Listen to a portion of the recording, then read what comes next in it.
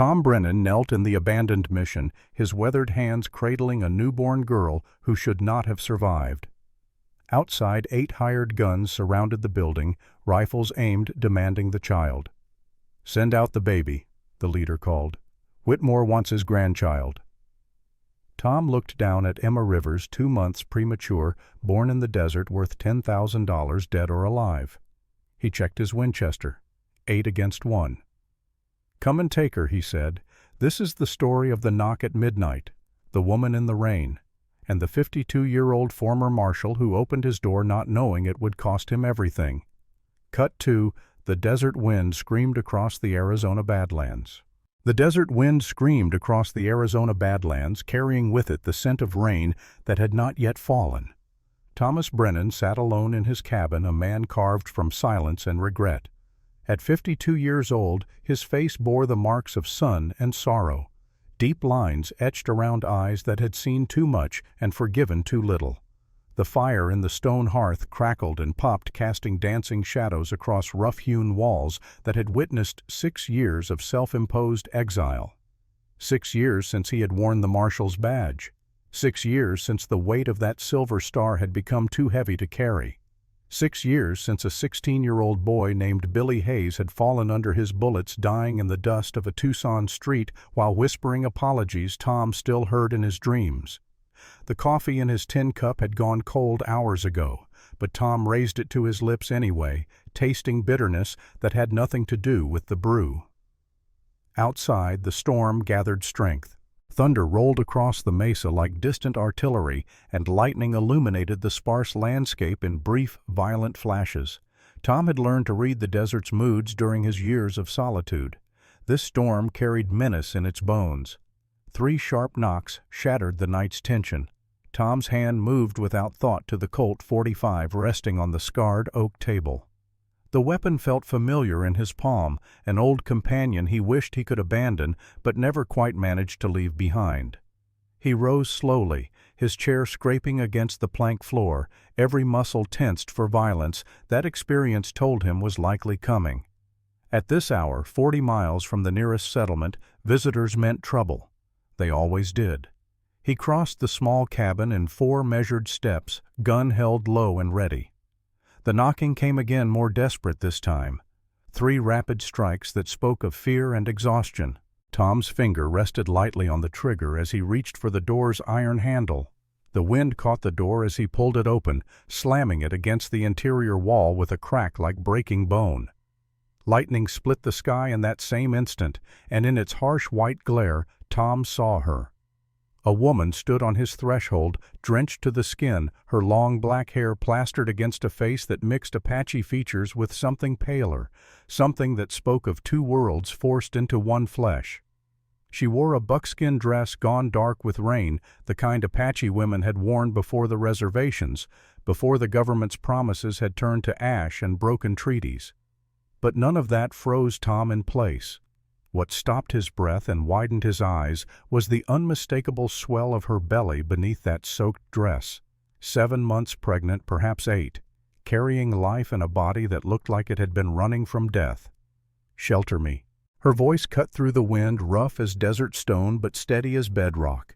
"Just for the night. When dawn comes, I'll be gone."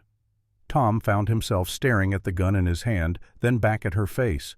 Her eyes met his without flinching, without pleading. They were dark eyes that held both Apache pride and something harder, something that had learned not to beg because begging brought nothing but disappointment. "Ma'am," Tom said after a silence that stretched too long. "It's a considerable distance from anywhere to here, and folks don't wander this desert in your condition unless they're running from something worth dying to escape." She did not deny it, did not offer excuses or explanations. Just stood there in the rain, one hand unconsciously cradling her swollen belly, waiting for his choice to seal both their fates. "Maybe I am," she finally said. Tom looked past her into the darkness beyond his small circle of lamplight. The storm made visibility poor, but years of tracking men across this territory had taught him to see what others missed. There, perhaps half a mile distant, barely visible through the sheets of rain, 4 or 5 lights bobbed and swayed. Lanterns, moving slowly but steadily toward his cabin. She had not come alone, or rather, she had come ahead of something that followed close behind. Tom made his decision in the space of a heartbeat. He stepped aside, lowering his weapon. "Get inside, quickly." She moved past him without a word of thanks, her wet dress leaving a dark trail across his floor. Tom pulled the door shut against the wind and threw the heavy iron bolt. It would not stop determined men, but it might slow them down, might buy a few precious seconds. He turned to find her standing by the fire, not warming herself, but scanning his small domain with the careful attention of someone who had learned to catalog exits and weapons, to measure distances and calculate odds. This was no helpless victim seeking charity. This was a survivor assessing new terrain. Tom crossed to the table and set down his gun, though he kept it within easy reach. He poured fresh coffee from the pot that sat eternally warming by the hearth, filled a second cup and held it out to her. "You have a name." She took the cup in both hands, her fingers trembling slightly. Whether from cold or fear or exhaustion, Tom could not say. "Sarah Rivers." "Tom Brennan." He paused, then added, "Used to be Marshall Brennan. Long time ago." Something flickered in her eyes at that. Recognition, perhaps, or calculation. She sipped the coffee, her gaze never leaving his face. "Are you going to ask what I'm running from?" "Figured you'd tell me if you wanted me to know." "And if I don't want to tell you?" Tom moved to the window, peering through a gap in the shutters. The lights had grown closer. 4 of them now definitely, maybe 5. "Then I suppose we'll find out together when they get here." Sarah set down her cup with a sharp click. "They'll kill you, just for sheltering me. They'll kill you and burn this place to the ground." "They're welcome to try." Tom's voice carried no bravado, just the flat certainty of a man who had stopped fearing death around the same time he stopped believing in redemption. "But before they do, you might want to tell me who they are and what they want. Helps to know what I'm dying for." She studied him for a long moment, her hand moving protectively to her belly. The baby kicked visible even through the wet fabric of her dress. Tom saw her wince, saw the mixture of pain and fierce love that crossed her features. "My father was murdered 3 months ago," she said finally. "William Rivers. He was Apache married to a white woman, lived between both worlds and belonged fully to neither. He kept the books for our tribe, recorded everything. Births, deaths, land disputes, treaty violations." Tom nodded slowly. "And someone didn't like what he recorded. Someone wanted him silenced." Sarah reached into the small leather pouch at her waist, moving carefully, aware that this man might still decide she was more trouble than sanctuary was worth. She pulled out a small book, its leather cover cracked and stained, its pages swollen with moisture and age. Tom took it when she offered it, turning it in his hands. Just a ledger, the kind any accountant or merchant might keep. But as he opened it and began to read by firelight, the words on those pages painted a picture that made his stomach turn. Names, dozens of them. Sheriff Clayton of Yuma, Judge Norton of Tucson, Rancher Morrison, Deputy Marshal Williams. Each name followed by dates and dollar amounts. Bribes recorded in neat methodical script. Payments made to look the other way, to rule in favor of land grabbers, to declare justified what was murder and legal what was theft. And there, on multiple pages, detailed in William Rivers' careful handwriting, was something worse. A massacre. August 1882. Apache village in the Eastern Territories. 47 dead. 12 of them children under the age of 10. Cause listed as tribal warfare with Navajo raiders. Except Rivers had written the truth in margins and footnotes in a code that would mean nothing to casual observers, but everything to those who knew where to look. The village had been burned by white men dressed as Navajo. The children had been shot trying to flee. The women had been violated before they were killed. And beneath it all, a silver vein worth $2 million discovered 3 months before the massacre, conveniently available for mining once the Apache were removed. At the bottom of the final page, in different ink and a different hand, was a signature. Approved by S. Whitmore. Tom's fingers tightened on the ledger until his knuckles went white. Silas Whitmore, the territorial judge. Sarah's voice was soft but carried an edge like broken glass. "He ordered the massacre to steal Apache land. There's a silver mine under the ruins of my mother's village now. My father documented everything because he believed in justice. He believed that if he could get proof to the right people to someone not bought and paid for, then maybe those deaths would mean something." Tom flipped back through the pages, his eyes catching on a name he knew too well. Judge Norton. The same Judge Norton who had presided over his brother's trial 6 years ago. The same Norton who had sentenced Samuel Brennan to hang for stealing horses that evidence later suggested he had never touched. The same Norton who had declared the investigation closed and the verdict final despite Tom's desperate attempts to prove his brother's innocence. "Norton," Tom said, his voice barely above a whisper. "He hanged my brother. Ruled it was a fair trial, a just sentence. I couldn't prove otherwise. Didn't have evidence." Sarah moved closer, her eyes intent on his face. "This ledger can prove it now. Can prove Norton was corrupt, that his judgments were bought. Can maybe give your brother's memory the justice it deserved." Tom wanted to believe her, wanted to believe that 6 years of guilt and grief might find some measure of redemption in these water-stained pages. But he had learned the hard way that belief was a luxury men like him could not afford. "Who were the men chasing you?" he asked instead. "Bounty hunters, hired guns, men Whitmore pays to keep his secrets buried." Sarah wrapped her arms around herself, though whether for warmth or comfort Tom could not tell. "My father got this ledger to me before he died, told me to take it to Santa Fe to Judge Harold Garrett. Said Garrett was the only federal judge not in Whitmore's pocket, the only one who might actually bring charges. Santa Fe's 3 weeks' ride from here, maybe more in your condition. I've ridden further in worse shape." Tom studied her face, seeing past the exhaustion to the steel underneath. This woman had not survived 3 months on the run by being weak or foolish. But courage and determination could only carry you so far when you were 7 months pregnant and being hunted by killers with endless resources. The sound of hoofbeats cut through the storm's fury. Close now. Very close. Tom moved to the window again. 5 riders dismounting 50 yards from his cabin. Even through the rain he could make out rifles and revolvers the professional way they spread out to cover all approaches. These were not simple hired thugs. These were men who knew their business. "Get in the root cellar," Tom said quietly. "Doors beneath that rug by the hearth. Get down there and stay silent no matter what you hear." Sarah did not move. "They'll torture you for information. They'll burn you alive to find out where I am." "They're welcome to try." Tom checked his Colt, then reached for the Winchester rifle propped beside the door. "But I've been dying slow for 6 years now. Might as well make it count for something." She caught his arm as he moved past her. Her grip was surprisingly strong. "Why are you doing this? You don't know me. Don't owe me anything." Tom met her eyes, and for just a moment the walls he had built around his heart cracked enough to let truth slip through. "Because I failed someone once. Someone young who deserved better than what I gave them. Someone who died because I was too righteous to ask the right questions." He gently pulled free of her grasp. "Now get down there before they knock again. This time it won't be polite." Sarah moved to the hearth, pulling back the worn rug to reveal a trapdoor.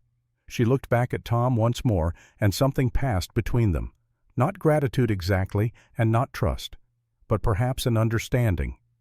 2 people marked by loss, choosing in this moment to stand against the darkness, even if it meant being consumed by it.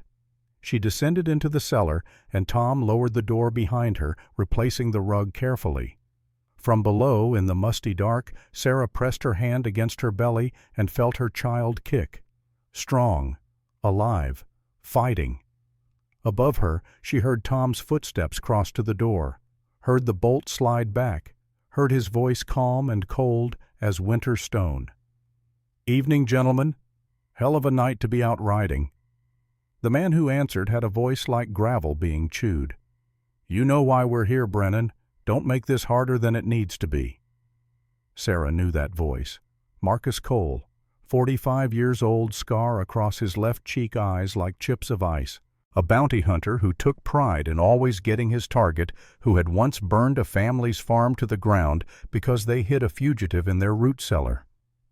"I'm afraid you've got the wrong cabin, friend," Tom replied. "I'm not harboring anyone. We tracked her here. Fresh prints in the mud still filling with rain.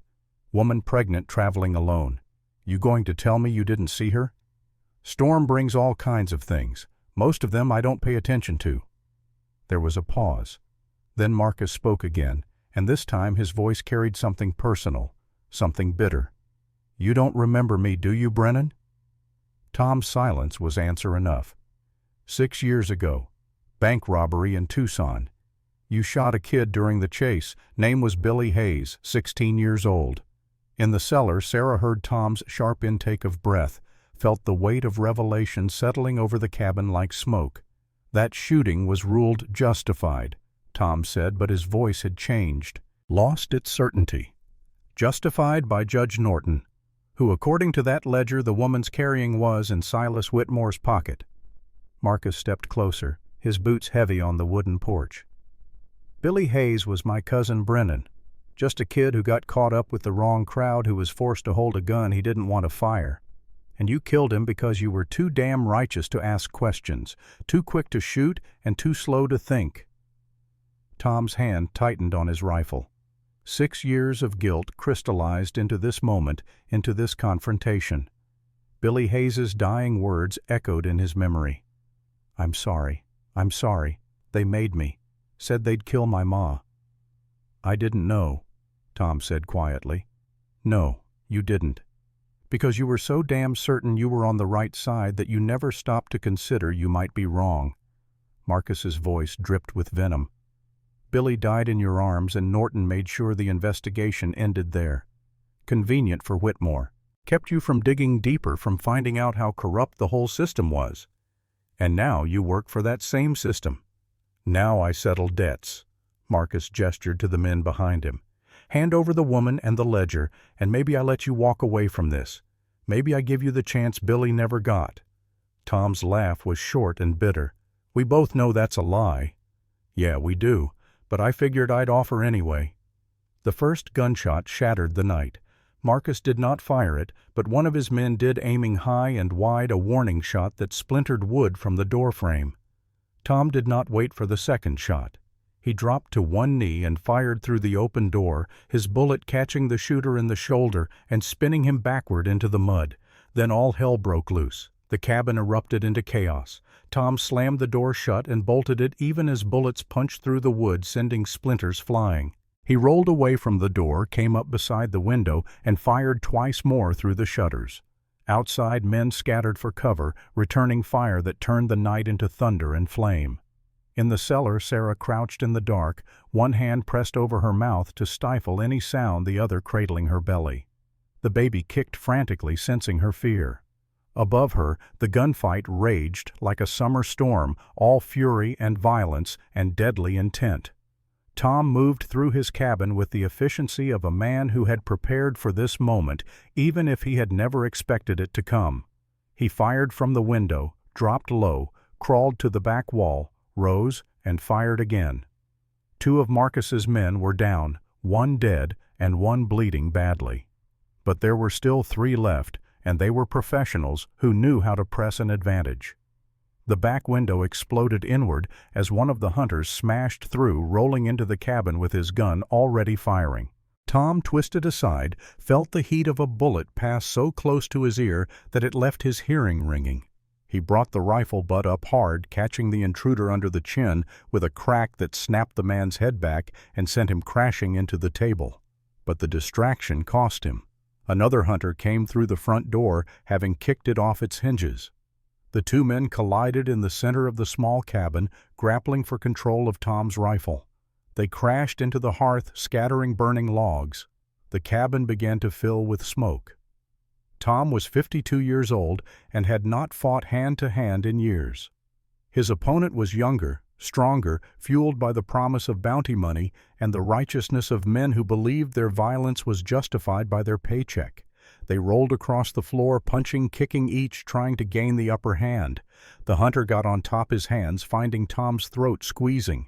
Tom's vision began to darken at the edges. His lungs burned for air that would not come. "This is how it ends," he thought distantly. "Strangled in my own cabin by a man whose name I don't even know." Then a bottle smashed across the hunter's skull. Sarah stood above them, the neck of a whiskey bottle still clutched in her shaking hands, her face pale but determined. The hunter toppled sideways unconscious before he hit the floor. Tom dragged in a desperate breath, his throat on fire. "Told you to stay down," he croaked. "You're welcome." Sarah helped him to his feet, moving awkwardly around her pregnant belly. The cabin was a wreck. Furniture, smashed windows, broken bullet holes pocking every wall. Smoke from scattered embers drifted thick in the air. Tom could hear Marcus outside shouting orders to regroup. He grabbed Sarah's arm. "We have to go, now. They'll burn us out if we stay." "Where?" "There's a canyon 2 miles north, lots of hiding places. We can lose them there." They grabbed what they could. Tom's rifle ammunition, a canteen, the ledger wrapped in oilcloth and shoved into Sarah's pouch. Then they were running out the back into the storm, leaving behind the only home Tom had known for 6 years. Behind them, Marcus Cole stood in the ruins of the cabin, fury and frustration warring on his scarred face. 3 of his men were down. The woman and Brennan had escaped. And Silas Whitmore did not tolerate failure. He knelt beside one of his wounded men, the one Tom had shot in the shoulder. "Can you ride?" The man nodded through gritted teeth. "Then get to Whitmore. Tell him the woman's heading north, probably trying for Santa Fe. Tell him to send everyone. And tell him—" Marcus paused, staring into the darkness where Tom and Sarah had disappeared. "Tell him I'm finishing this personal." The wounded man staggered to his horse and rode into the night. Marcus and his one remaining hunter followed more slowly, tracking the fresh prints in the mud. The storm was beginning to ease and dawn would bring clear skies. Good for hunting. 2 miles north, Tom and Sarah stumbled into a narrow canyon, its walls offering shelter from both weather and pursuit. Sarah collapsed against the stone, her breathing labored, one hand pressed to her side. "I'm slowing you down," she gasped. "You're keeping up better than most men I've known." Tom checked behind them, seeing no immediate signs of pursuit, but he knew Marcus would not give up. Men like that never did. Sarah fumbled with her pouch, pulling out the ledger. Even wrapped in oilcloth, it had gotten wet during their flight. She opened it carefully, checking for damage. The ink had run in places, but most of it remained legible. This book represented her father's life's work. His attempt to document injustice, to create a record that might survive even if he did not. "There's something I didn't tell you," she said quietly. Tom looked at her, waiting. "The baby. This child I'm carrying." She placed both hands on her belly, her voice trembling with emotion she could barely contain. "The father was Daniel Whitmore, Silas Whitmore's son." The revelation hit Tom like a physical blow. The judge's son. Daniel was a good man, nothing like his father. When he found out what Silas had done, the massacre, the bribes, the corruption, he was horrified. He threatened to expose everything to testify against his own father. Sarah's eyes filled with tears that had nothing to do with rain. Whitmore had him killed, made it look like an accident, a fall from his horse. But I know it was murder. How far along were you when he died? 3 months. She wiped at her eyes with the back of her hand. This baby is all I have left of Daniel, and it's also Whitmore's grandchild, the only direct heir to his fortune, his name, his legacy. Tom understood now. Understood why Whitmore was so desperate to recover Sarah. It was not just about the ledger, not just about silencing a witness. It was about controlling the future, about ensuring his bloodline continued under his guidance, shaped by his twisted values. "He wants the child," Tom said. "He wants to raise it, to turn it into another version of himself, to erase Daniel's goodness and replace it with his own poison." Sarah's hands clenched into fists. "I'd rather die in this desert than let that happen." "You're not going to die." Tom spoke with a certainty he did not entirely feel. "We're going to get you to Santa Fe. We're going to give that ledger to Judge Garrett, and we're going to make damn sure your child grows up knowing the truth about both its father and its grandfather." Sarah looked at him, this stranger, who had opened his door in a storm, who had fought for her without question, who was now promising to see her through to the end. "Why are you really doing this, Tom?" He was quiet for a long time. When he finally spoke, his voice carried the weight of 6 years' silence.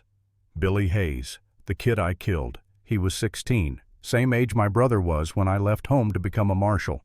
Same age I was when I thought I knew everything about right and wrong." Tom stared into the darkness, seeing ghosts that would not rest. "I pulled that trigger because I was so certain I was upholding justice, so sure I was on the right side. And a boy died because of my certainty. Your father died trying to document the truth. Your husband died trying to expose it. Billy died because the system was rotten and I was too blind to see it." He turned to face Sarah directly. "Maybe I can't bring any of them back. Maybe I can't undo what I've done, but I can make sure this child you're carrying lives to see a world where truth matters, where justice isn't bought and sold like cattle. That's worth dying for." Sarah reached out and took his hand. Her grip was warm despite the cold rain that still dripped from the canyon walls. "Then we'd better not die. That child deserves to know about the man who fought for them before they were even born." They sat together in the canyon's shelter as the storm finally began to pass. Dawn was still hours away, but the worst of the weather had moved on, leaving behind a strange calm. Tom kept watch while Sarah rested her head against the stone, one hand never leaving her belly. She was almost asleep when she felt it. A sharp pain, sudden and intense, radiating from her lower back through her entire body. She gasped, and Tom was beside her instantly. "What's wrong?" "The baby." Sarah's face had gone pale. "Something's wrong." Tom's stomach dropped. They were 2 miles from his burned cabin, hunted by killers in the middle of the desert. And Sarah might be going into premature labor. How far apart are the pains? That was the first one. She breathed through it, waiting for it to pass. Might be nothing. Might be stress. Might be— 7 months is too early. "I know." Sarah's voice was small, frightened in a way her voice had not been even when facing armed men. "I know." They waited. 5 minutes. 10. No second contraction came. Slowly Sarah's color returned. The baby kicked strong and regular. False alarm perhaps, or a warning of what might come if they pushed too hard. "We need to find better shelter," Tom said. "Somewhere you can rest properly. Somewhere safer than a canyon that could flood if more rain comes." "Where?" Tom thought about it. There was a mission abandoned for years about 20 miles west. San Miguel. The priests had left when the Apache wars got too hot and no one had reclaimed it. Stone walls intact, roof a well for water. It would do. "I know a place, but we'll need a horse. Can't make the distance on foot, not in your condition. Marcus and his man are still out there. They'll have horses." Tom's smile was grim. "Then I guess we'll have to take one." They waited in the canyon until full dark, until the moon rose to give them light to move by. Then they backtracked, staying low, moving silent. Tom had tracked men and animals for 20 years. Now he used those same skills to become the hunter instead of the hunted. They found Marcus and his companion camped a mile south, their fire visible from a distance, careless. Or perhaps Marcus was so confident in his abilities that he did not bother with concealment. 2 horses were tethered nearby, heads down, dozing. Tom left Sarah hidden in the rocks. "If something happens, if I don't come back, ride north. Find Santa Fe. Find Garrett." "Tom, promise me." She promised. Tom moved through the darkness like a ghost, every step placed with infinite care. He was 10 feet from the horses when one of them snorted and raised its head. Marcus was on his feet instantly, gun drawn, scanning the shadows. "I know you're out there, Brennan. Might as well come out and finish this." Tom stepped into the firelight, his rifle pointed at Marcus's chest. "Let the horses go." Marcus laughed. "You think I'm just going to hand them over? No. I think you're going to answer a question first." Tom's voice was steady, but his eyes burned with an intensity that made Marcus pause. "Billy Hayes, when he died, did he say anything? At the end?" Marcus's expression shifted, old grief rising to the surface. He said he was sorry. Said they made him do it, threatened his mother if he didn't help with the robbery. He said he never wanted to hurt anyone. I told him it was going to be all right. Tom's finger tightened on the trigger. I lied. I didn't know I was lying, but I still did it, and he died believing that justice would be served. Justice, Marcus spat the word. There's no justice, just money and power and men like Whitmore who use both to crush anyone who gets in their way. Then help me change that. Tom lowered his rifle slightly. That ledger Sarah's carrying has proof. Proof that Norton was bought. Proof that Billy's death was convenient for Whitmore because it kept me from asking questions. Help me get it to someone who'll actually use it. Marcus stared at him, conflict playing across his scarred features. Whitmore's paying $10,000 for the woman and the book. And Billy's death is still unavenged. Still written off as justified. Still meaningless. Tom met his eyes. Money can't buy back the people we've lost. But maybe truth can give their deaths meaning. For a long moment the two men stood facing each other across the dying fire. Then Marcus holstered his gun and turned to his companion. Cut the horses loose. The other hunter's eyes went wide. What, Marcus, the money? I said cut them loose. But Whitmore... Marcus shot him. One bullet center mass. The man crumpled without a sound. Tom's rifle came up instinctively, but Marcus made no move to aim at him. Instead, he cut the horses free himself, leading them toward where Tom stood. Why? Tom asked. Because you're right. Billy deserved better. And I've been angry at the wrong man for 6 years. Marcus handed Tom the reins. Get the woman to Santa Fe. Get that ledger to Garrett. Burn Whitmore's empire to the ground. Come with us. Marcus shook his head. I've got blood on my hands that won't wash off Brennan, but maybe I can buy you some time. Whitmore will send more men. I can tell them you went south, give you a few days head start. They'll kill you when they find out you lied. Probably. But at least I'll die for something that matters instead of money I can't spend. Marcus looked past Tom to where Sarah was emerging from the rocks. That the woman, Sarah Rivers. Marcus studied her for a moment, taking in her swollen belly, her determined eyes, the way she held herself despite exhaustion and fear. My cousin would have liked knowing he died so someone like you could live. Take care of her, Brennan. And make Whitmore pay for every lie, every bribe, every death. Tom extended his hand. Marcus gripped it firmly. Thank you. Don't thank me yet. You've still got 3 weeks of hard riding ahead, and Whitmore's got 50 men who'd kill their own mothers for half what he's offering. Marcus released Tom's hand and stepped back. Now get out of here before I change my mind. Tom helped Sarah onto one of the horses, then mounted the second. As they rode away into the darkness, Sarah looked back once to see Marcus standing by his dying fire, a man who had found redemption too late to save himself, but perhaps just in time to save someone else. Will he be all right? She asked. No. Tom's voice was quiet. But he'll die free. That's more than most men get. They rode through the night, putting distance between themselves and the hunter who had chosen mercy over money. The desert stretched endlessly before them, beautiful and brutal under the moon's silver light. Somewhere behind them, Marcus Cole sat by his fire and waited for the retribution he knew was coming. Somewhere ahead, Judge Silas Whitmore learned of his hunter's failure and began marshaling greater forces. And somewhere between those 2 points of darkness, Tom Brennan and Sarah Rivers carried a ledger that contained the power to topple an empire built on corruption and blood. The baby kicked inside Sarah's womb, strong and insistent. A new life demanding to be born into a world that might, if they succeeded, be slightly less rotten than the one that had killed its father. Tom glanced at Sarah, seeing her silhouetted against the stars. How are you feeling? Like I'm carrying the weight of the world. You're just carrying truth. The world's been carrying its own weight for a long time. Sarah managed a small smile. That's almost poetic, Marshal Brennan. Former Marshal. And I was never much for poetry. They rode on two unlikely companions bound together by circumstance and shared purpose, heading toward a distant city and an uncertain hope.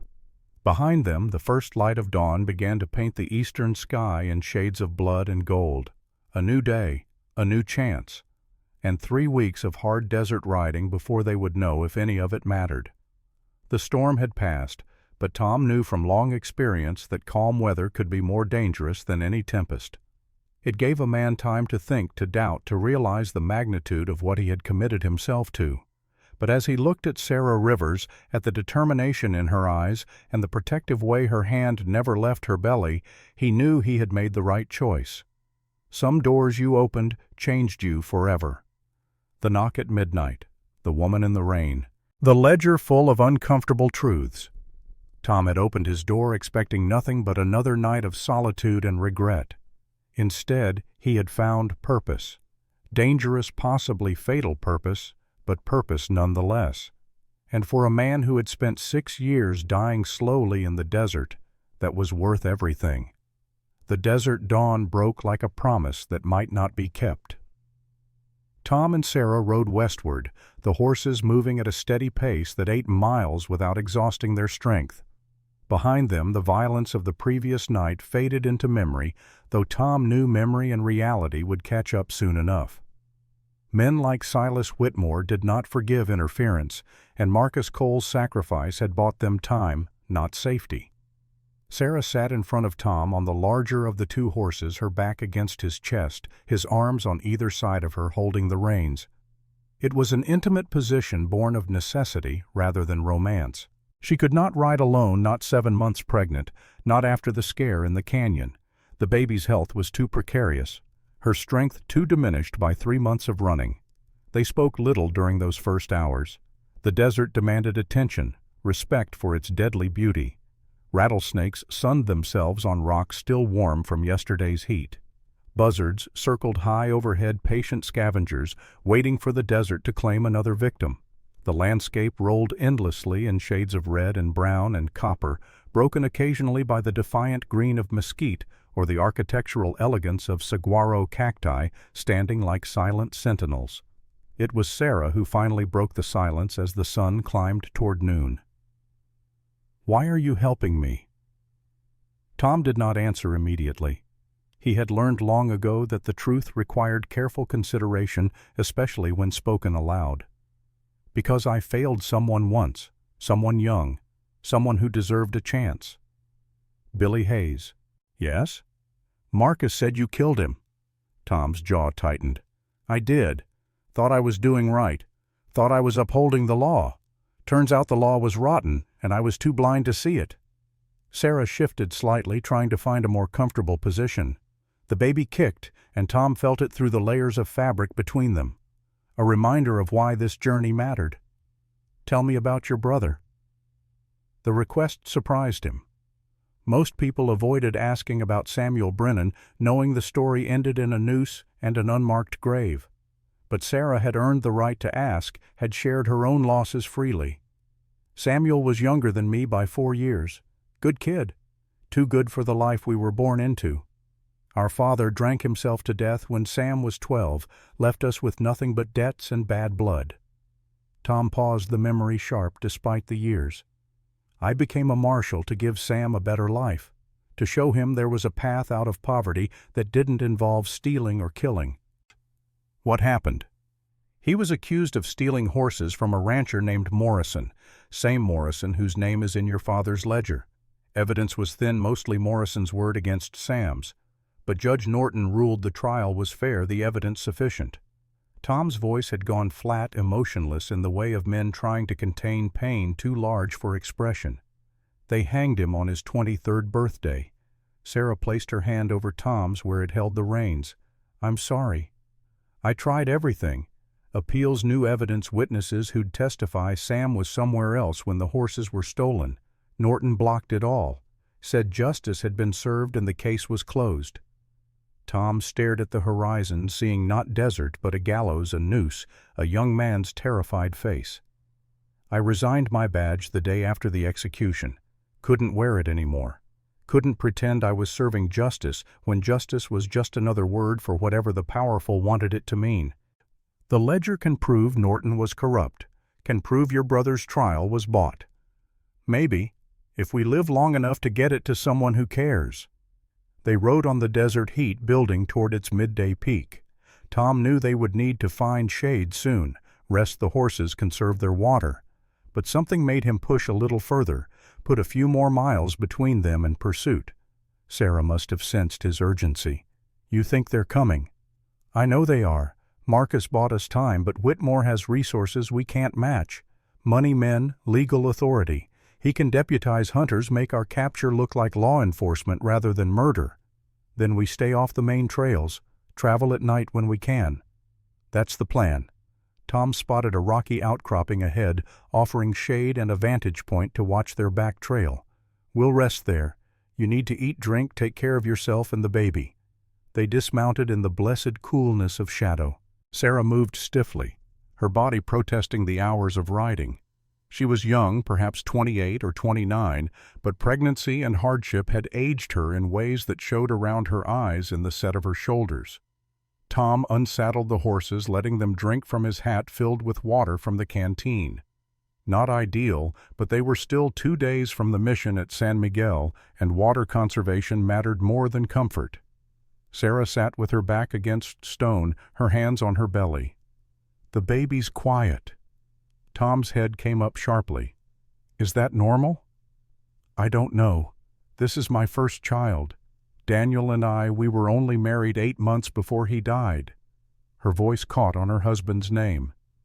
He was so excited about being a father, used to talk to my belly every night, tell the baby stories about his mother, about the good parts of his family history.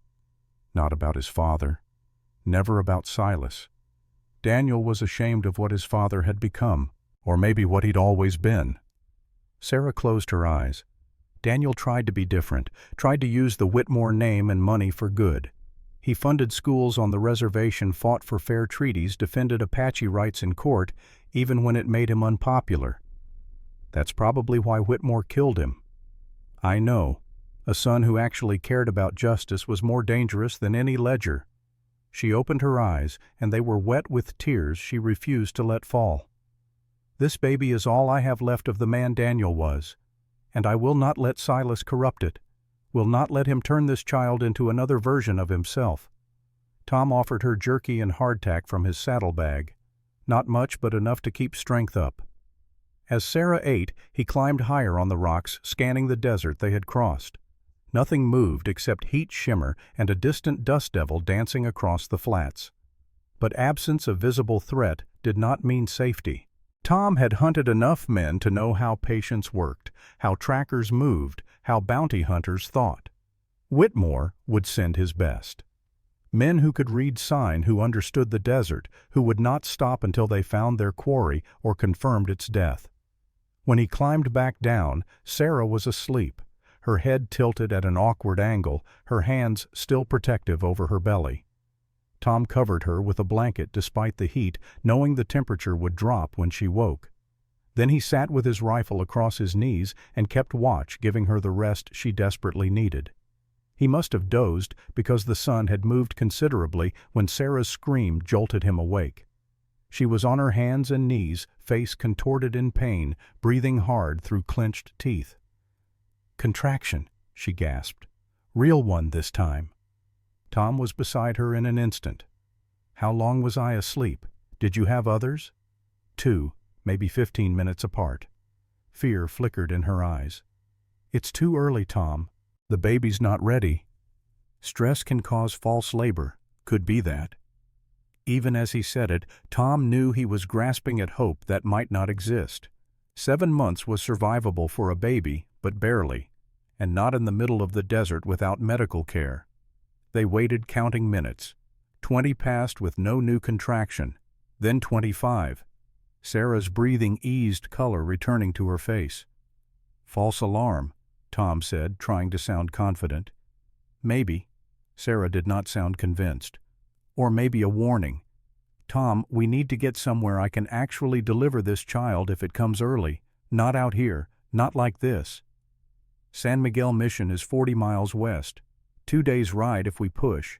Stone building, intact roof, well water. It's abandoned, but it's shelter. Can we make it in time? Tom looked at her honestly.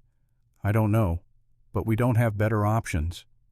They mounted again this time with Sarah on her own horse, Tom keeping close beside her. The pace was slower, more careful. Every jarring step made Tom wince, wondering if it would trigger another contraction if this time it would not stop. The day stretched endlessly. They rode through heat that turned the air viscous, that made breathing feel like drowning. They rationed water carefully, knowing dehydration could kill faster than bullets. Sarah's face grew pale. Her lips cracked despite frequent small sips from the canteen. As the sun began its descent toward the western horizon, painting the desert in shades of amber and blood, Tom spotted movement far behind them. Riders. 3, maybe 4. Too distant to identify, but close enough to confirm his fears. "We've got company," he said quietly. Sarah followed his gaze. "How long until they catch us?" "Tomorrow morning if we stop. Tomorrow afternoon if we don't." Tom calculated distances, speeds, the growing exhaustion of their horses. "They're fresher than we are, better supplied. They'll run us down eventually. Then we make them work for it." They rode through the night, guided by moonlight and stars that Tom had learned to navigate by during his years as a marshal. The desert transformed after dark, dangerous beauty, replacing brutal heat. Coyotes yipped and howled in the distance. Owls called to each other from hidden perches. The air cooled enough to make breathing easier, but not enough to stop the sweat of fear and exertion.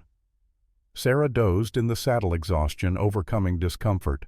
Tom stayed alert through sheer force of will, knowing that one wrong step could send a horse tumbling into a wash or crevasse. Knowing that their pursuers would not rest, would not show mercy, would not stop until the ledger was destroyed and Sarah was silenced. Dawn of the second day found them approaching San Miguel Mission. The old Spanish structure rose from the desert like a monument to abandoned faith, its adobe walls still mostly intact, its bell tower standing sentinel over emptiness. The mission had been built 200 years ago by priests who believed they could save Apache souls through conversion and prayer. Those priests were long gone, their converts scattered or dead, their God having failed to protect them from bullets and broken treaties. Tom helped Sarah dismount, catching her when her legs buckled. She had not eaten since yesterday, had drunk only enough water to keep her conscious. The baby was active again, kicking hard enough to make her gasp. "Inside," Tom said. "Get in the shade. I'll see to the horses and check if the well still has water." The mission's interior was cooler, darker, filled with the musty smell of abandonment. Wooden pews lay broken and scattered. The altar had been stripped of anything valuable. But the roof held, the walls stood firm, and most importantly, the building had only 2 entrances that Tom could easily defend. The well in the courtyard still held water, brackish and warm but drinkable. Tom filled their canteens, let the horses drink their fill, then led them into the mission's old stable. Not ideal shelter, but better than leaving them exposed. When he returned to the main chapel, he found Sarah sitting against the wall, her face ashen, one hand pressed to her lower back. "How bad?" he asked. "Contractions every 10 minutes now, lasting about 30 seconds each." She looked up at him, and Tom saw acceptance in her eyes. Acceptance that this baby was coming, whether the world was ready or not. "We're not making it to Santa Fe, are we?" "One thing at a time." Tom knelt beside her, checking for signs of active labor. He had helped birth foals and calves, had even assisted at a human birth once when a marshal's wife went into labor on the trail. But this was different. This mattered in a way that made his hands unsteady. "Tom," Sarah gripped his arm, "if something happens to me, you have to promise. Get the ledger to Judge Garrett. Get it to someone who'll use it. And this baby, if it lives, don't let Whitmore take it. Nothing's going to happen to you. Promise me anyway." Tom met her desperate gaze and nodded. "I promise." The contractions intensified through the morning. Tom boiled water over a fire built in the old fireplace, prepared what clean cloth he could find, tried to remember everything he had seen or heard about human childbirth. It was not enough. He knew it was not enough. But it was all they had. By noon, Sarah was in active labor, her screams echoing off stone walls that had once echoed with hymns and prayers. Tom held her hand, wiped sweat from her forehead, spoke words of encouragement that felt hollow even as he said them. "I can't," Sarah gasped between contractions. "I can't do this." "Yes, you can. Your father believed in you. Daniel believed in you. This baby believes in you. The baby doesn't know anything yet, doesn't know how broken the world is. Then we fix it before the baby has to learn." 4 hours of agony. 4 hours of Sarah's screams and Tom's inadequate attempts to help. 4 hours of wondering if either mother or child would survive. Then finally, miraculously, a different sound. The thin, angry wail of a newborn taking her first breath. Tom held the baby girl in his hands, this impossibly tiny human slick with blood and birth fluids, her skin darker than her mother's but lighter than her father's had been, her face scrunched in furious protest at being dragged into existence. "A girl," he said, his voice rough with emotion he had not felt since Samuel's death. Sarah reached for her child with trembling arms. "Let me see her." Tom placed the baby against Sarah's chest, and something happened in that moment that transcended words. A mother meeting her daughter. A new life beginning even as death hunted them across the desert. "Emma," Sarah whispered. "Her name is Emma Rivers. After Daniel's mother, the only good Whitmore I ever knew." Emma was small even for a premature baby.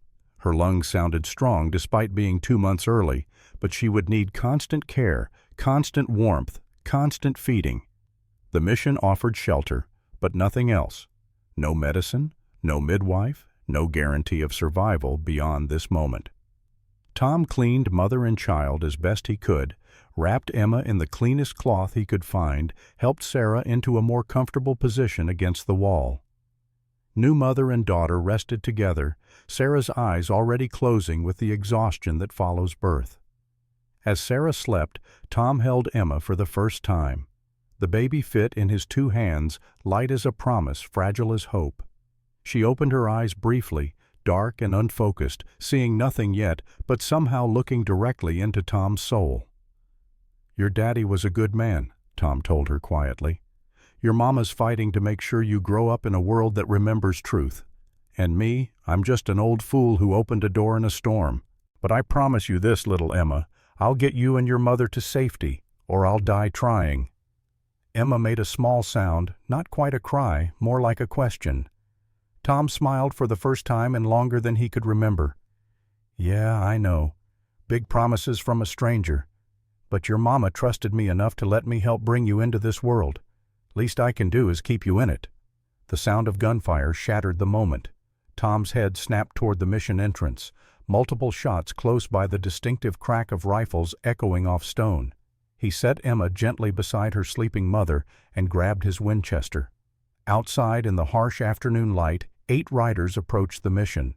Tom recognized none of them, but their purpose was clear from the weapons they carried and the professional way they spread out to surround the building. The leader was a man of middle years, his face weathered by sun and sin, his eyes the pale blue of winter ice. He sat his horse with the confidence of someone accustomed to being obeyed. "Thomas Brennan," the man called out. "I'm going to save us both some time. You've got something that belongs to Judge Whitmore. Send out the woman and the ledger, and maybe we'll let you walk away from this." Tom stepped into the doorway, rifle ready. "The woman just gave birth. She can't be moved." Pale eyes narrowed. "Whitmore's grandchild. If you hurt them, Whitmore will have your head. Whitmore wants the child alive, never said anything about the mother being necessary for that." The leader gestured to his men. "We can do this easy, or we can burn you out. Either way, we're leaving with what we came for." Tom's finger moved to the rifle's trigger. 8 against 1. Impossible odds. But he had made a promise to a newborn baby, and promises mattered even when keeping them meant dying. Before he could fire, another shot rang out, this one from behind the riders. The man on the leftmost horse jerked, and fell, blood blooming across his chest. A voice called from the rocks above the mission, weathered and strong despite its age. "That woman carries the blood of our people. You will not touch her." Tom's heart leapt. He knew that voice. Big Crow, 70-years-old survivor of the 1882 massacre, warrior who had lived when 46 others died. 15 Apache warriors appeared on the rocks surrounding the mission, rifles aimed at the remaining 7 riders. They had materialized like ghosts, using terrain and patience the way their ancestors had for generations. The leader's pale eyes darted between his remaining men and the warriors above. "This doesn't concern you, old man. We're here on legal business." "Legal?" Big Crow's laugh was harsh as desert wind. "You speak of law. You who serve the man who murdered my family, who burned my village, who stole our land and called it progress." He fired again, this shot deliberately missing but close enough to make the leader's horse rear. "Leave now, or join your friend in the dirt." The riders exchanged glances. 7 men against 15 caught in a kill zone with no cover. The math was simple even for hired guns. "Whitmore won't forget this," the leader said. "Good." Big Crow worked his rifle's lever, chambering another round. "Tell him Big Crow remembers too, remembers everything. And when that ledger reaches a judge who cares about justice, Whitmore will answer for every death, every lie, every stolen acre." The riders retreated, dragging their dead companion's body behind them. They would return, Tom knew, with more men, better planning, greater determination. But for now, the mission was safe. Big Crow descended from the rocks, moving with the ease of a man half his age. The other warriors followed, their faces painted for war in the old way, their eyes holding the hard certainty of men defending sacred ground. "Grandfather," Tom said, using the Apache term of respect for elders. Big Crow gripped Tom's shoulder. "The woman, Sarah, is she alive?" "She just gave birth. A girl, Emma." Something flickered in the old warrior's eyes. Pain, perhaps, or hope. "Daniel's child, the last of that line." "You knew Daniel Whitmore." "I knew his mother first, Elizabeth Whitmore. She was good to our people before Silas corrupted her, made her into something quiet and broken." Big Crow looked toward the mission. "May I see the child?" Tom led him inside.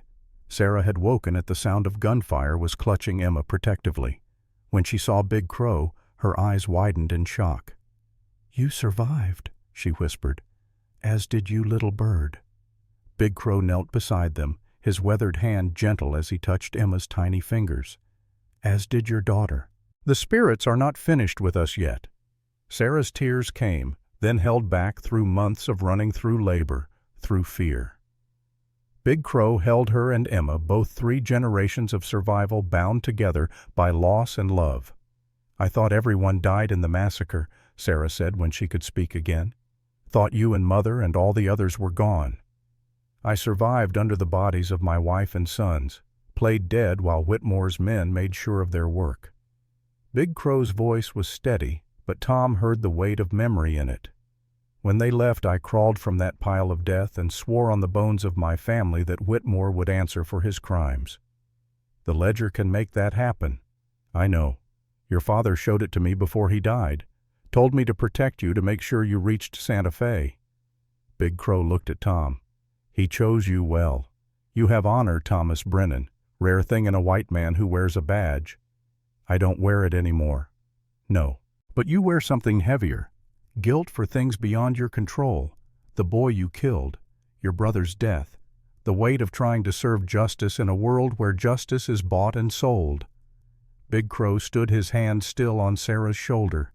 "Those weights will crush you if you let them, or they can drive you to create the justice you seek. The choice is yours." Tom did not know how to respond to that. Fortunately, one of the Apache warriors called from outside, urgency in his voice. Big Crow went to see Tom following. The warrior pointed east, where a dust cloud rose against the afternoon sky. Many riders, 20, perhaps more, coming fast. "Whitmore's sent everyone," Tom said. "Then we prepare." Big Crow turned to his warriors, spoke rapid Apache. They scattered to defensive positions, checking weapons, finding cover.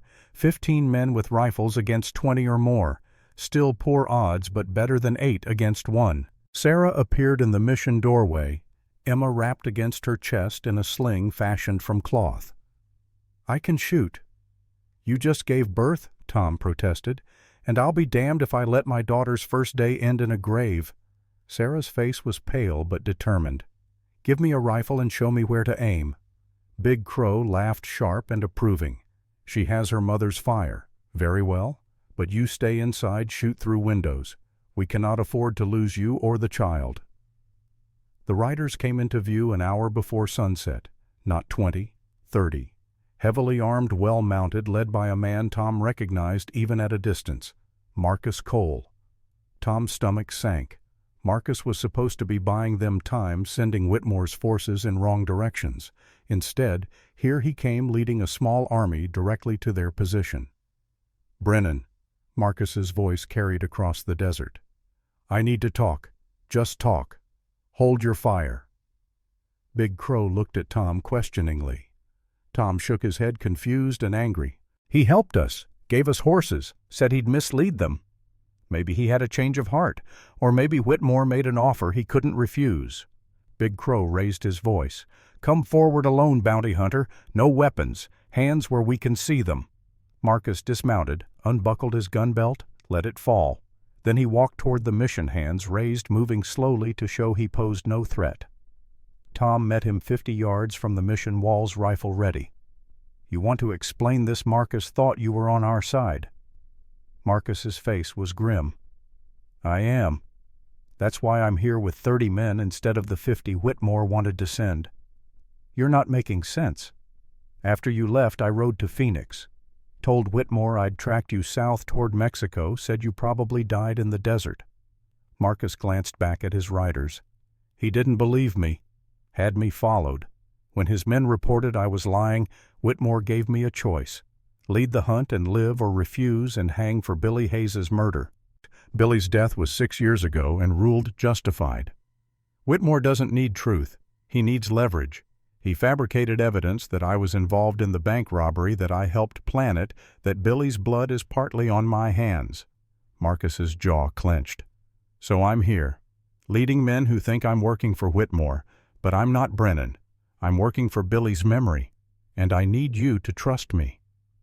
Tom wanted to believe him, wanted to think that Marcus's redemption was real, but trust was a luxury they could not afford. "What's your plan?" "Inside my coat. Letter for Judge Garrett. Everything I know about Whitmore's organization. Names, locations, payroll records. I've been Whitmore's hunter for 3 years. I know where the bodies are buried, literally." Marcus lowered his hand, slowly reaching into his coat. "If I die here, make sure this reaches Garrett along with the ledger." He handed Tom a thick envelope sealed with wax. Tom tucked it inside his shirt without looking at the contents. "The men you brought," Tom said. "Are they loyal to you or to Whitmore?" "About half and half. 15 would follow me into hell. 15 would shoot me for the bounty if they knew what I'm doing." Marcus looked back toward his small army. "I told them we're here to negotiate Sarah's surrender. That Whitmore wants his grandchild alive and unharmed. That gives us room to maneuver." "Toward what?" "I'm working on that part." Marcus's eyes moved past Tom to where Big Crow and the Apache warriors watched from cover. "You've got, 15 natives with rifles against 30 professional hunters. Even with me on your side, those are suicide odds. We don't have to win, just have to survive long enough for Sarah to recover enough to ride." "She just gave birth, Brennan. She's not riding anywhere for weeks." "Then we hold, and we pray Big Crow's warriors are as good as their reputation." Marcus was quiet for a moment. Then he pulled a second envelope from his coat, this one smaller, addressed simply to Billy. "If I don't make it, I want you to read this. It's an apology I should have written 6 years ago. Maybe your brother deserves one too." Tom took the second envelope, recognizing in Marcus the same guilt he had carried for so long. 2 men haunted by bullets they had or hadn't fired, by choices made in moments that could not be unmade. "Go back to your men," Tom said quietly. "Do what you can to keep them from attacking. We'll prepare for the worst and hope for better." Marcus nodded and walked back to the riders. Tom returned to the mission where Big Crow waited with hard questions in his eyes. "Do we trust him?" "I don't know." Tom handed the envelope to Sarah. "But he gave me this. Evidence against Whitmore. If it's real, we've got twice the ammunition we had before." Sarah opened the envelope, carefully pulled out pages covered in Marcus's rough handwriting. Names, dates, payoffs, locations of mass graves from other massacres Whitmore had ordered, testimony about judges bought sheriffs controlled entire counties run as Whitmore's personal fiefdom. "It's real," she breathed. "This is everything. With this and the ledger, Whitmore can't wiggle free. He'll hang. If we live to deliver it." Big Crow posted warriors at every window and wall gap. Apache fighters who had learned guerrilla warfare from fathers who had fought both Mexican and American armies, who had survived by being smarter, faster, more patient than their enemies. Sarah fed Emma, who nursed hungrily despite her premature arrival. The baby's grip was strong as she held her mother's finger, her eyes watching Sarah's face with the intense focus of new life, trying to understand existence. "She's beautiful," Tom said, watching them. "She's a survivor, like her mother, like her grandmother, like all the Apache women who came before her." Sarah looked up at Tom. "Thank you for everything, for opening your door, for fighting when you could have run, for bringing my daughter into this world." Anyone would have done the same. No, most men would have shut the door and pretended they never saw me. Sarah adjusted Emma in her arms. "You chose differently. That matters." Night fell over the desert, and with it came a strange stalemate. Marcus's men made camp around the mission, their fires visible in the darkness, but they did not attack, did not even approach within rifle range, just waited, watching, conserving strength for whatever dawn would bring. Inside the mission, warriors took turns sleeping and standing watch. Tom sat with his back against the wall, rifle across his knees, letting exhaustion pull him toward sleep he could not afford. Sarah's voice pulled him back. "Tell me about San Felipe. Judge Garrett. What's he like?" "Never met him personally, but reputation says he's honest. Turned down bribes from railroad companies, mining interests, cattle barons. Made enemies of everyone with money and power." Tom shifted, trying to find comfort on stone floor, which makes him either the bravest man in the territory or the stupidest. Or maybe just decent. Decent men don't usually become federal judges. They get crushed long before they reach that level. Then maybe he's different. Maybe he's what Daniel would have become if he'd lived longer. A Whitmore who chose good over evil. Sarah kissed Emma's forehead. "We have to believe people like that exist. Otherwise, what's the point of any of this?" Tom did not answer. He had stopped believing in decent men around the same time he stopped wearing a badge. But watching Sarah hold her newborn daughter, seeing Big Crow and his warriors risk everything for truth, remembering Marcus's tortured choice to betray Whitmore despite the cost, Tom thought maybe belief was not about certainty. Maybe it was about choosing to hope, even when hope seemed foolish. Dawn came with gunfire, not from Marcus's men, but from a new direction. Riders approaching from the south, moving fast, firing as they rode. Tom counted 10, maybe 12. More of Whitmore's hunters drawn by reports of the mission standoff. Big Crow's warriors returned fire, dropping 2 riders before they reached cover. The new arrivals spread out, joining Marcus's force, turning 30 against 15 into 40 against 15. Tom found Marcus in the chaos, shouted over the gunfire. "Is this your doing?" "No. These are Whitmore's personal guard. He must have sent them when he learned I was here." Marcus ducked as a bullet spanged off stone near his head. "We're out of time, Brennan. They're going to rush the mission. Then we make them pay for every yard." The battle intensified. Apache warriors picked their shots carefully, making every bullet count. But ammunition was limited, and the attackers had no such constraints.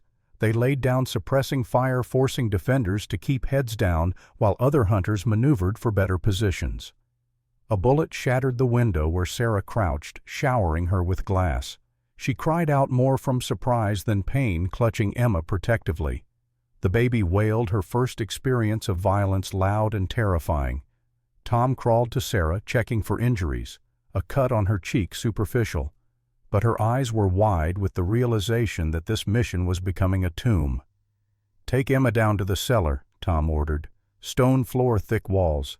Safest place if they breach the main level. I can fight. You can protect your daughter. That's more important." Sarah wanted to argue, but Emma's cries decided the matter. She descended into the mission's old wine cellar, a cool, dark space that smelled of earth and abandonment.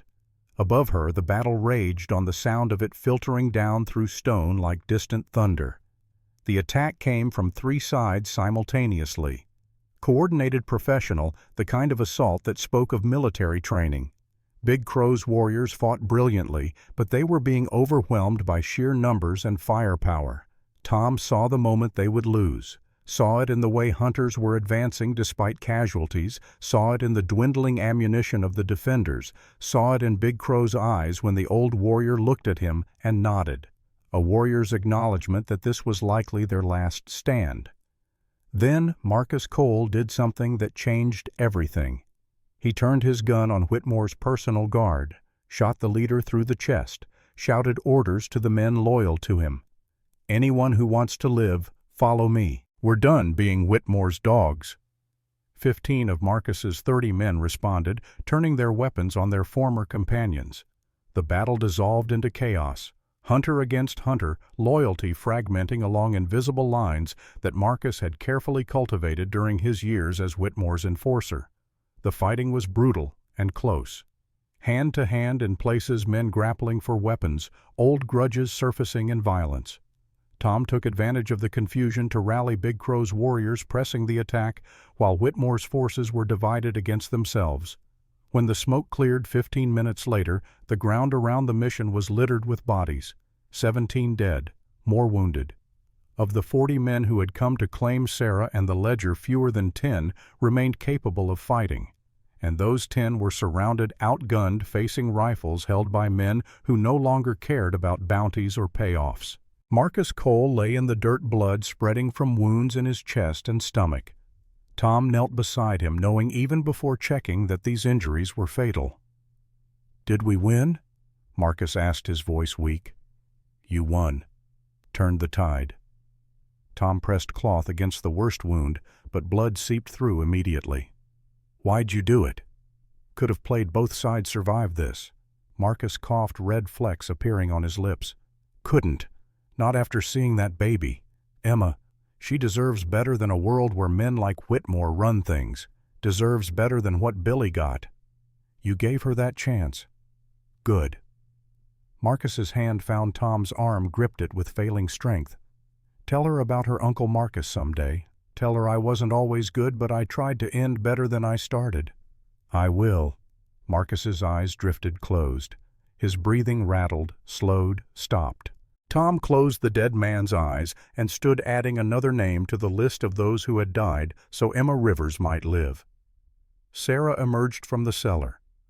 Emma quiet now in her arms. She looked at the carnage, at the price paid in blood for her survival, and something hardened in her face. This was no longer just about vengeance or justice. This was about making sure all these deaths meant something. "How many did we lose?" she asked Big Crow. 4 warriors, good men. They died protecting our people's future." The old Apache looked at Emma. "They died protecting her." The remaining hunters who had survived and surrendered were disarmed and sent back toward Phoenix with a message. "Tell Whitmore his empire is crumbling. Tell him the ledger is going to judge Garrett. Tell him to prepare for justice." Big Crow and his warriors could not travel with them to Santa Fe. Their presence would draw too much attention, make the journey more dangerous rather than safer. But they had bought time, bought safety, bought a chance.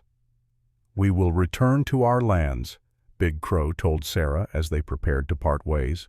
"We'll rebuild what Whitmore destroyed. And when that ledger brings him down, we will reclaim the earth he stole from us." Sarah embraced the old warrior. "Thank you, grandfather, for everything. Thank your father. He planted the seed of justice. You are simply seeing it grown." Big Crow touched Emma's cheek one last time. Raise her strong, raise her proud. Teach her about her people, both Apache and white. Let her be the bridge that Daniel and Elizabeth never got to build. The Apache warriors rode east back toward lands that held both memory and hope.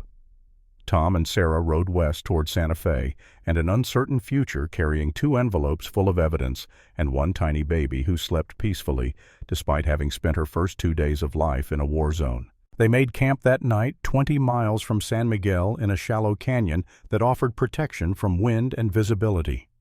Sarah nursed Emma, her body slowly recovering from childbirth, though exhaustion showed in every movement. "How much further to Santa Fe?" she asked. 2 weeks if we're careful, less if we push, but pushing risks the baby's health." "Then we're careful." Sarah looked down at Emma's face, so peaceful in sleep. "She's fought too hard to survive. I won't risk her now." Tom tended the horses, checked their remaining supplies. They had water for a week, food for less. Would need to hunt to stop in small settlements for provisions. Every stop was a risk, but starvation was certain death. As he worked, his mind turned over the events of the past days. The knock at midnight that had started this. Marcus's sacrifice. Big Crow's intervention. A premature baby born in an abandoned mission and surviving despite impossible odds. Maybe Sarah was right. Maybe decent men still existed, still fought for truth even when fighting seemed hopeless. Maybe the world was not entirely rotten, just wounded, and wounds could heal if enough people cared to try. "Tom," Sarah's voice pulled him from his thoughts. "Come here." He crossed to where she sat. Emma was awake now, her dark eyes tracking movement, trying to focus on the world she had been thrust into. "Hold her," Sarah said. "You helped bring her into this world. You should hold her in it." Tom took Emma carefully, this tiny human who weighed nothing and everything simultaneously. She looked up at him with eyes that saw more than they should, understood more than seemed possible. "What do you think?" Tom asked her. "Was being born worth all this trouble?" Emma made a small sound. Not quite a laugh, not quite a protest, just acknowledgement of his voice, his presence. Sarah smiled. "I think she likes you. Or she's too young to know better." They sat together in the firelight, 2 adults and 1 infant bound together by circumstance and shared survival. The stars wheeled overhead, ancient and indifferent. The desert surrounded them, beautiful and deadly. And ahead lay Santa Fe Judge Garrett, and the possibility that truth might actually matter for once. Tom looked at Emma, at Sarah, at the 2 envelopes tucked safely in his coat. 20 years as a marshal had taught him that justice was rare, that corruption usually won, that good men finished last. But watching this baby sleep, her tiny chest rising and falling with determined breaths, Tom thought maybe losing was acceptable if it meant fighting for something that mattered. If it meant dying, so Emma Rivers could grow up in a world slightly less poisoned than the one her grandfather had created. The fire burned low. Sarah slept. Emma nestled against Tom's chest, warm and alive and impossibly fragile.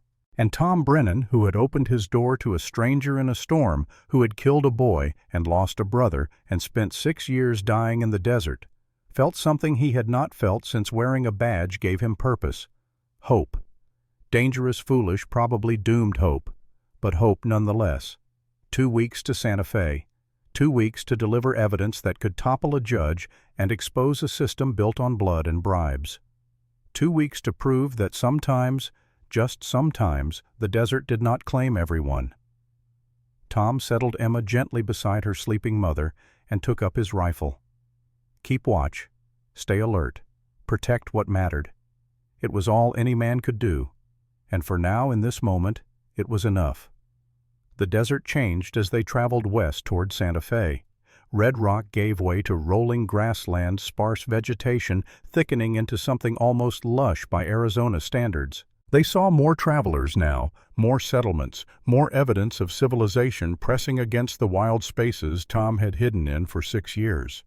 Each encounter with other humans carried risk. Whitmore's reach extended far, his network of informants and hired men spread across the territory like spider silk, invisible until you were caught in it. Tom kept them off main trails when possible, camping in hidden places, avoiding towns, except when supplies ran critically low. Emma thrived despite the hardship. At 2 weeks old, she had gained weight, her skin losing the translucent quality of premature birth and taking on the robust glow of health.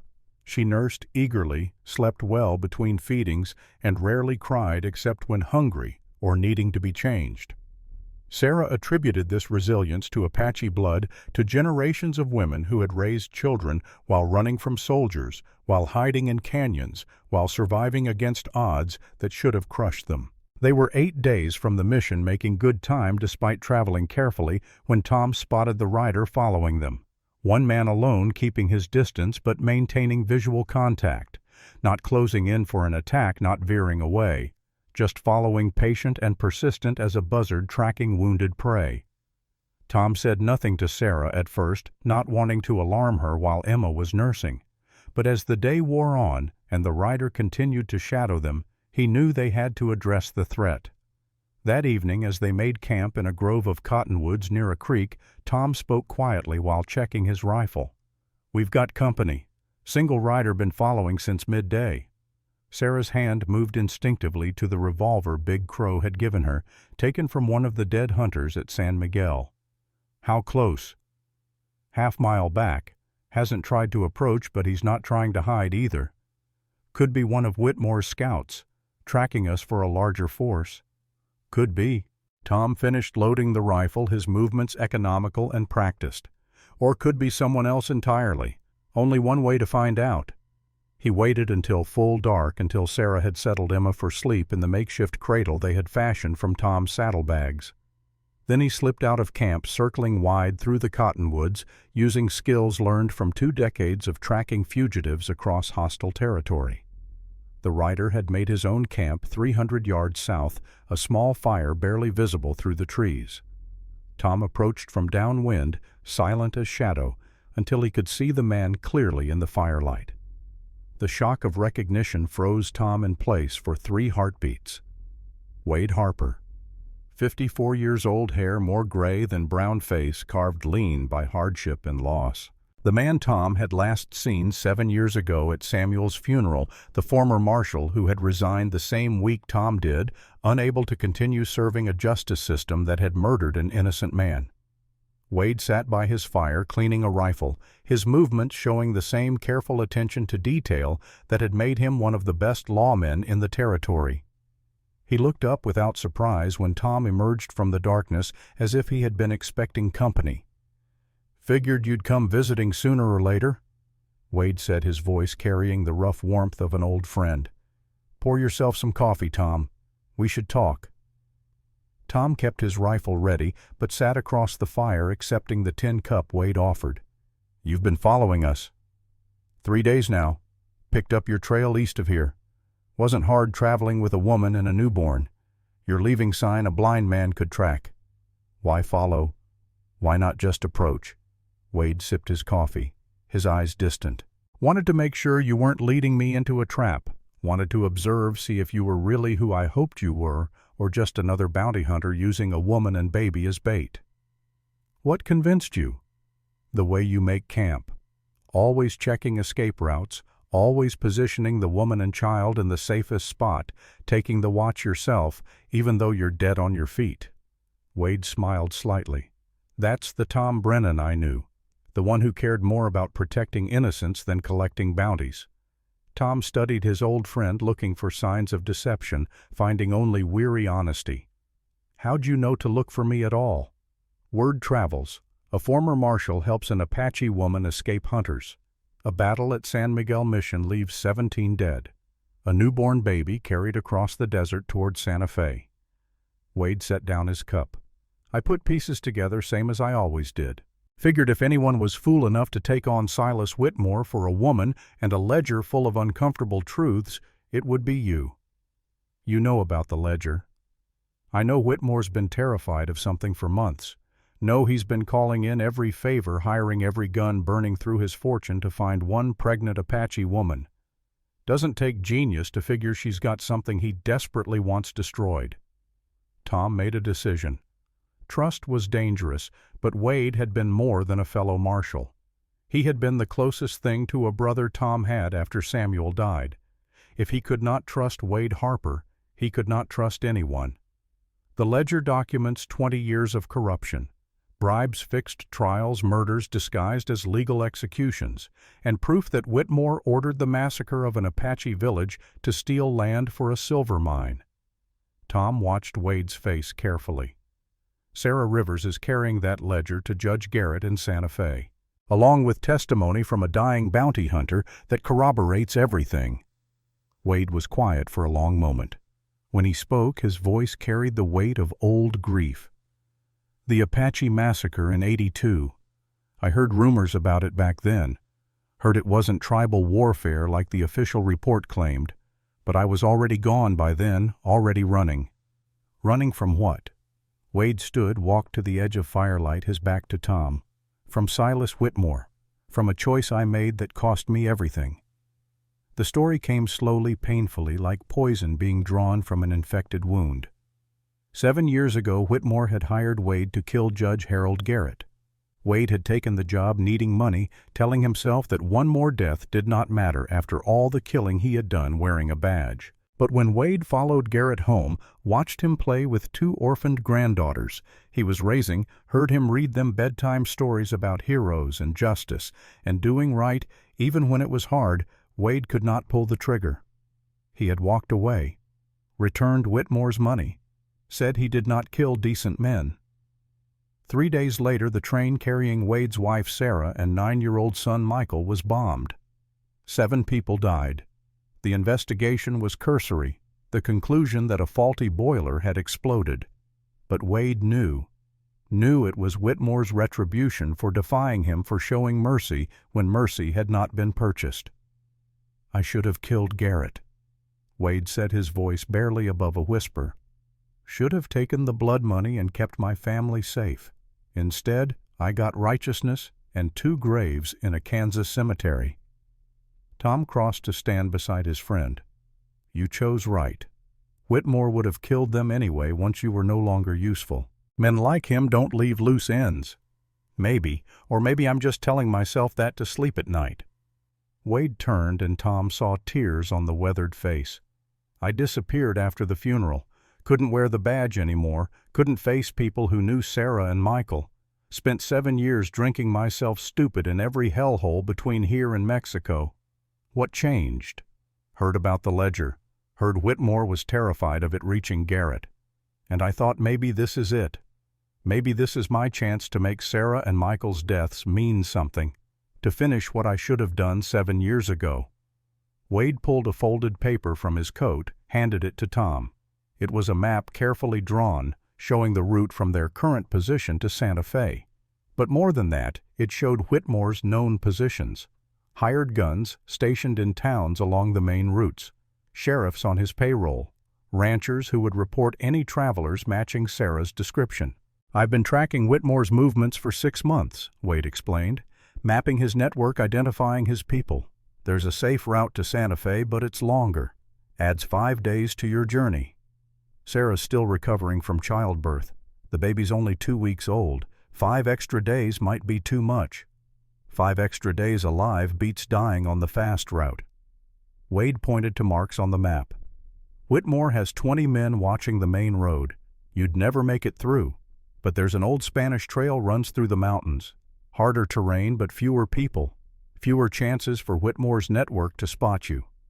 Tom studied the map, recognizing Wade's meticulous work. This was more than just sketched routes. This was intelligence gathered through months of patient observation, the kind of detailed planning that had made Wade one of the best marshals in the territory. Come with us, Tom said. We could use another gun, another set of eyes. Wade shook his head. I can do more good another way. Whitmore doesn't know I'm alive, doesn't know I've been tracking him. I can get close, maybe get to his estate, find the second ledger he's been hiding. Second ledger. Financial records. Bank transfers, land deeds, payment receipts. Your ledger has names and dates. His has the paper trail that makes it impossible to deny. Together they're a noose around his neck. Wade's eyes burned with the intensity of a man who had found purpose after years of aimless grief. You get Sarah and her testimony to Garrett. I'll get the financial ledger. We'll bury Whitmore so deep he'll never crawl out. Tom wanted to argue to tell Wade this was suicide, that one man could not infiltrate Whitmore's estate and survive. But he saw the determination in his friend's face, recognized it as the same certainty he had seen in Marcus Cole's eyes before the bounty hunter turned his guns on his former employer. Wade was going to do this regardless of Tom's objections. The only question was whether Tom would help or hinder him. "When do you leave?" "Tonight. Estate is 3 days' ride east. I'll need to learn the guard patterns, find the safe." Wade gripped Tom's shoulder. "Promise me something. If I don't make it out, if Whitmore kills me, you make sure that bastard hangs anyway. Don't let Sarah and Michael's deaths, don't let my death be for nothing." "I promise." Tom returned the grip, two old friends acknowledging that this might be their last meeting. "And Wade, what you're doing going after that ledger, it's not suicide, it's justice. There's a difference." Wade's smile was sad and knowing. "Is there? Or is justice just suicide with better press?" They returned to Tom's camp together. Sarah was awake, feeding Emma her revolver within easy reach. She tensed when she saw Wade, then relaxed when Tom gave a small nod of reassurance. Sarah Rivers meet Wade Harper, former Marshal, current fool, one of the best men I've known. Wade removed his hat, old-fashioned courtesy learned in a time when manners still mattered. "Ma'am, I'm sorry for your losses. Sorry for what Whitmore did to your people, to your father, to your husband." Sarah studied him with the careful attention of a woman who had learned to evaluate threats quickly. "Tom trusts you. That's enough for me. I don't know if I deserve that trust, but I'll do my damnedest to earn it." Wade knelt to look at Emma, who watched him with solemn dark eyes. "She's beautiful. Looks like she's got her mama's strength. She'll need it." Sarah adjusted Emma's blanket. "The world she's being born into isn't kind to Apache children, especially ones carrying Whitmore blood. Then we change that world, starting with making sure her grandfather answers for his crimes." Wade stood, handed Sarah the map. "Tom will explain the route. It's longer, but safer. There's a way station here run by a man named Joseph Farrow, former Army scout, no love for Whitmore. He'll shelter you for a few days if you need rest." "Where will you be?" "Getting the evidence that'll make sure Whitmore can't buy his way out of justice." Wade looked at Tom. "Take care of them. And Tom, when you see Garrett, tell him Wade Harper says hello. Tell him I'm sorry I didn't kill the man who tried to have him murdered, but I'm making up for it now. Tell him yourself when we all meet in Santa Fe." Wade's smile said he did not expect to see Santa Fe again, but he just nodded, mounted his horse, and rode into the darkness without looking back. Tom watched until the sound of hoofbeats faded completely. Beside him, Sarah spoke quietly. "He's not coming back, is he?" "No, but he's going to hurt Whitmore before he dies. Going to make sure we have everything we need to bury that bastard." They broke camp before dawn, following Wade's map through terrain that grew increasingly difficult as they entered the mountain passes. The trail was narrow in places, barely wide enough for the horses, with sheer drops that made Sarah clutch Emma tighter, even though the baby slept peacefully through the danger. But Wade's intelligence was good. They saw no other travelers, encountered no one who might report their passage to Whitmore's network.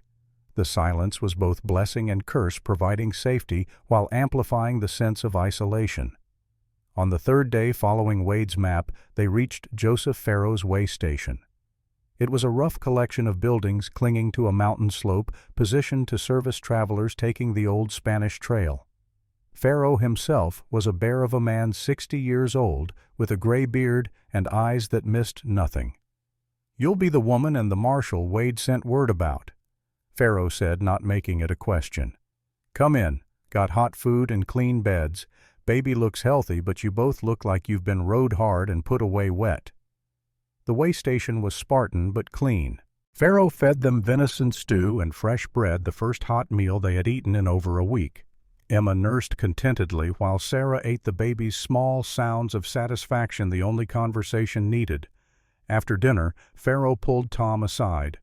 "Wade sent a rider 3 days ago, told me you were coming, told me what you were carrying. Also told me Whitmore's offering $5,000 for information on your whereabouts." Tom's hand moved toward his gun. Farrow noticed and smiled grimly. "Relax, Marshal. I wouldn't take Whitmore's money if he offered 10 times that. Man's a cancer on this territory, corrupting everything he touches. Pharaoh poured whiskey into 2 glasses, handed one to Tom. But you should know 5,000 is enough to tempt men with fewer scruples than me. Every bounty hunter, every desperate farmer, every lawman on Whitmore's payroll is looking for you. How much further to Santa Fe? Week and a half if you push.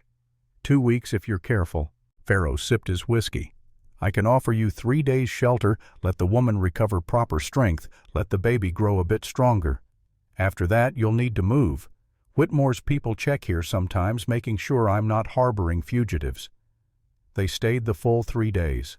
Sarah regained color in her face, flesh on her bones. Emma grew noticeably, her tiny features filling out her grip, strengthening. Tom used the time to tend the horses' repair equipment, prepare for the final push to Santa Fe. On the morning of the 4th day, as they prepared to leave, Pharaoh handed Tom a package wrapped in oilcloth. Supplies for the road, dried meat, hardtack coffee, and this. Inside the package was a small pistol lady size with a carved grip and clean mechanism. For the woman, just in case things go wrong and she needs more than that big revolver. Sarah accepted the weapon with a nod of thanks. She had learned to shoot during her months of running, had killed at least one of Whitmore's hunters during the battle at San Miguel. The pistol would fit better in her hand, be easier to draw while holding Emma. One more thing, Pharaoh said. Got word 2 days ago. Wade Harper was seen near Whitmore's estate. Don't know if he got what he was after, but Whitmore's people are looking for him now. Tom's stomach sank. Is Wade alive? Don't know. The report just said he was spotted, not captured.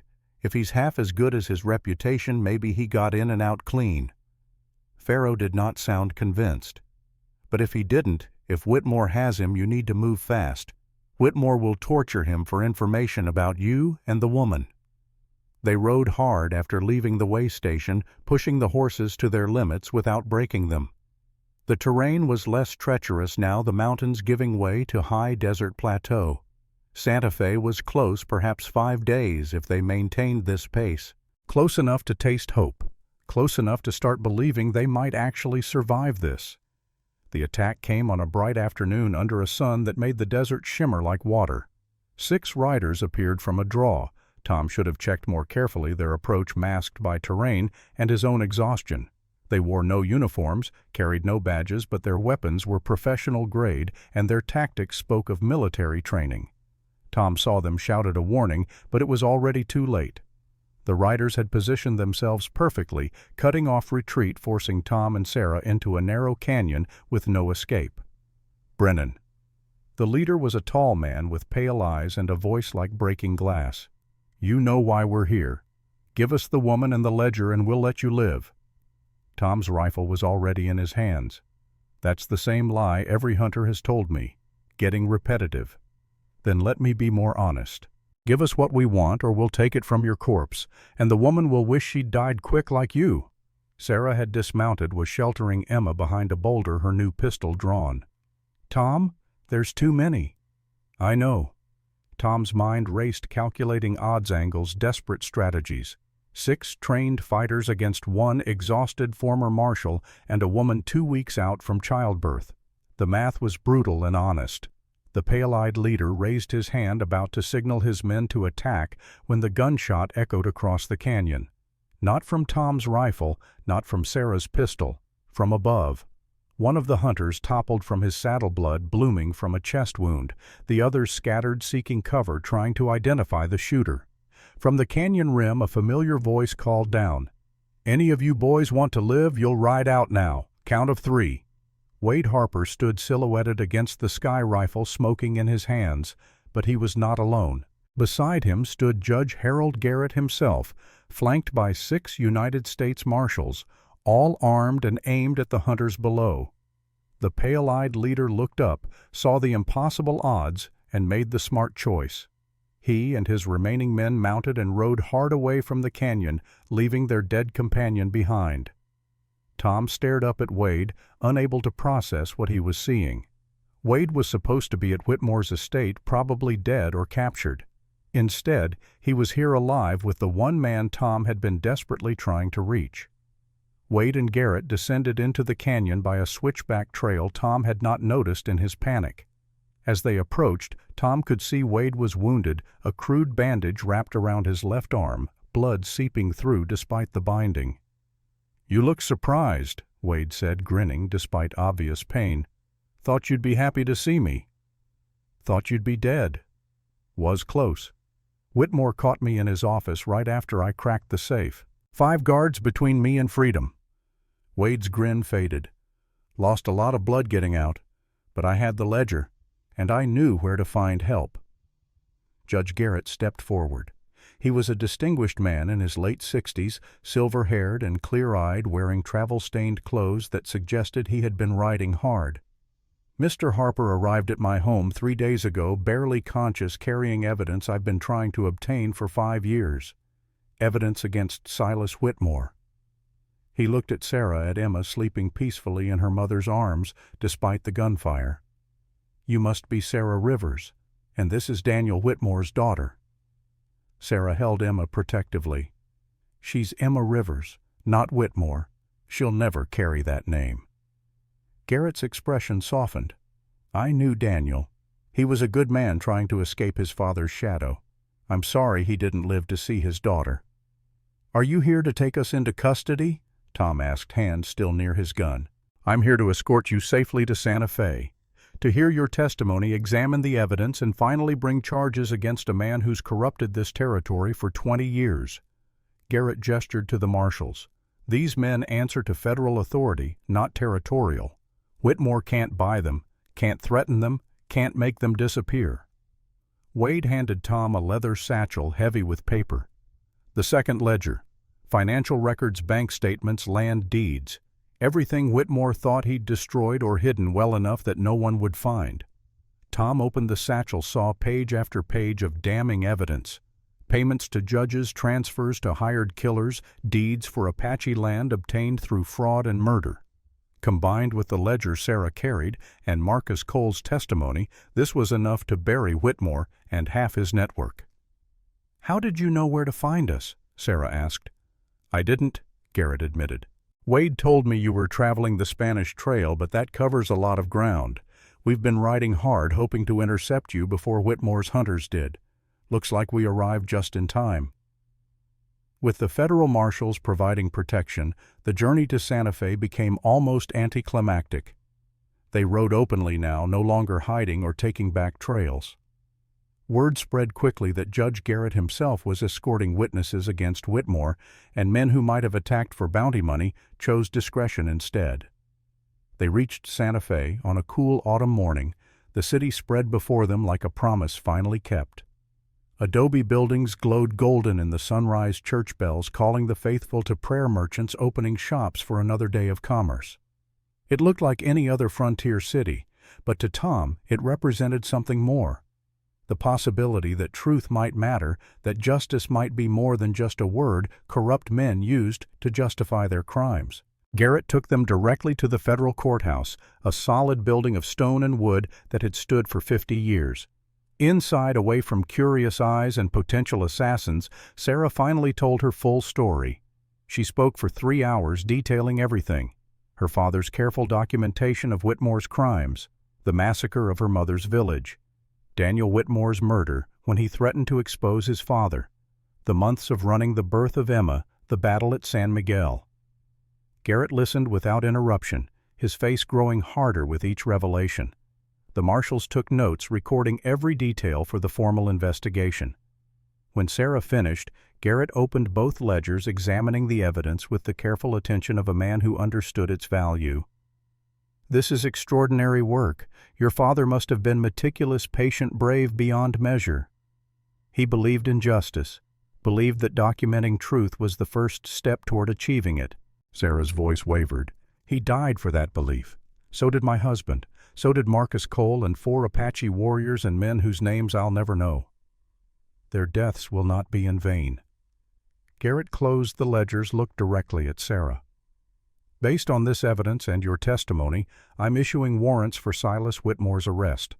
Murder, conspiracy, bribery of federal officials, theft of tribal lands. He'll stand trial in this courthouse, and if convicted, he'll hang. If. Tom could not keep the skepticism from his voice. With all this evidence, how could he not be convicted?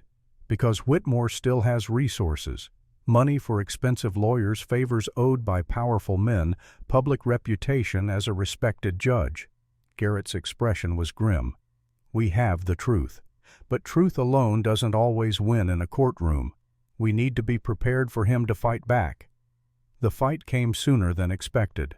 That afternoon, as Tom stood watch outside the courthouse, a messenger arrived with a letter for Garrett. The judge read it, his face darkening, then handed it to Tom without comment. The letter was from Whitmore. Written in elegant script, it was a masterpiece of veiled threats and legal maneuvering. Whitmore claimed the ledgers were forgeries, that Sarah Rivers was a known fugitive wanted for multiple murders, that Tom Brennan was a disgraced former marshal with a grudge against the territorial justice system. And then, at the end, the real threat. Judge Garrett, you have in your custody my granddaughter Emma. As her only living blood relative and as a respected officer of the court, I demand immediate custody of the child. Failure to comply will result in legal action against you personally, as well as criminal charges against those who have kidnapped and endangered an innocent infant. Sarah was reading over Tom's shoulder. When she finished, her face had gone pale. He can't take Emma.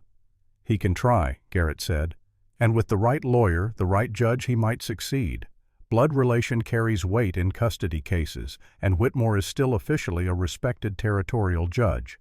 We haven't convicted him yet. So what do? We move fast. I'm calling a grand jury tomorrow, presenting all evidence, seeking indictments on every charge we can prove. Once he's formally accused and in custody, his claim to Emma becomes much weaker. Garrett looked at Sarah with sympathy and steel. But until then, you need to protect your daughter.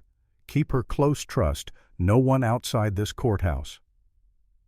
That night, Tom stood guard outside the room where Sarah and Emma slept. Wade was down the hall, his wounded arm bandaged properly by a doctor Garrett trusted.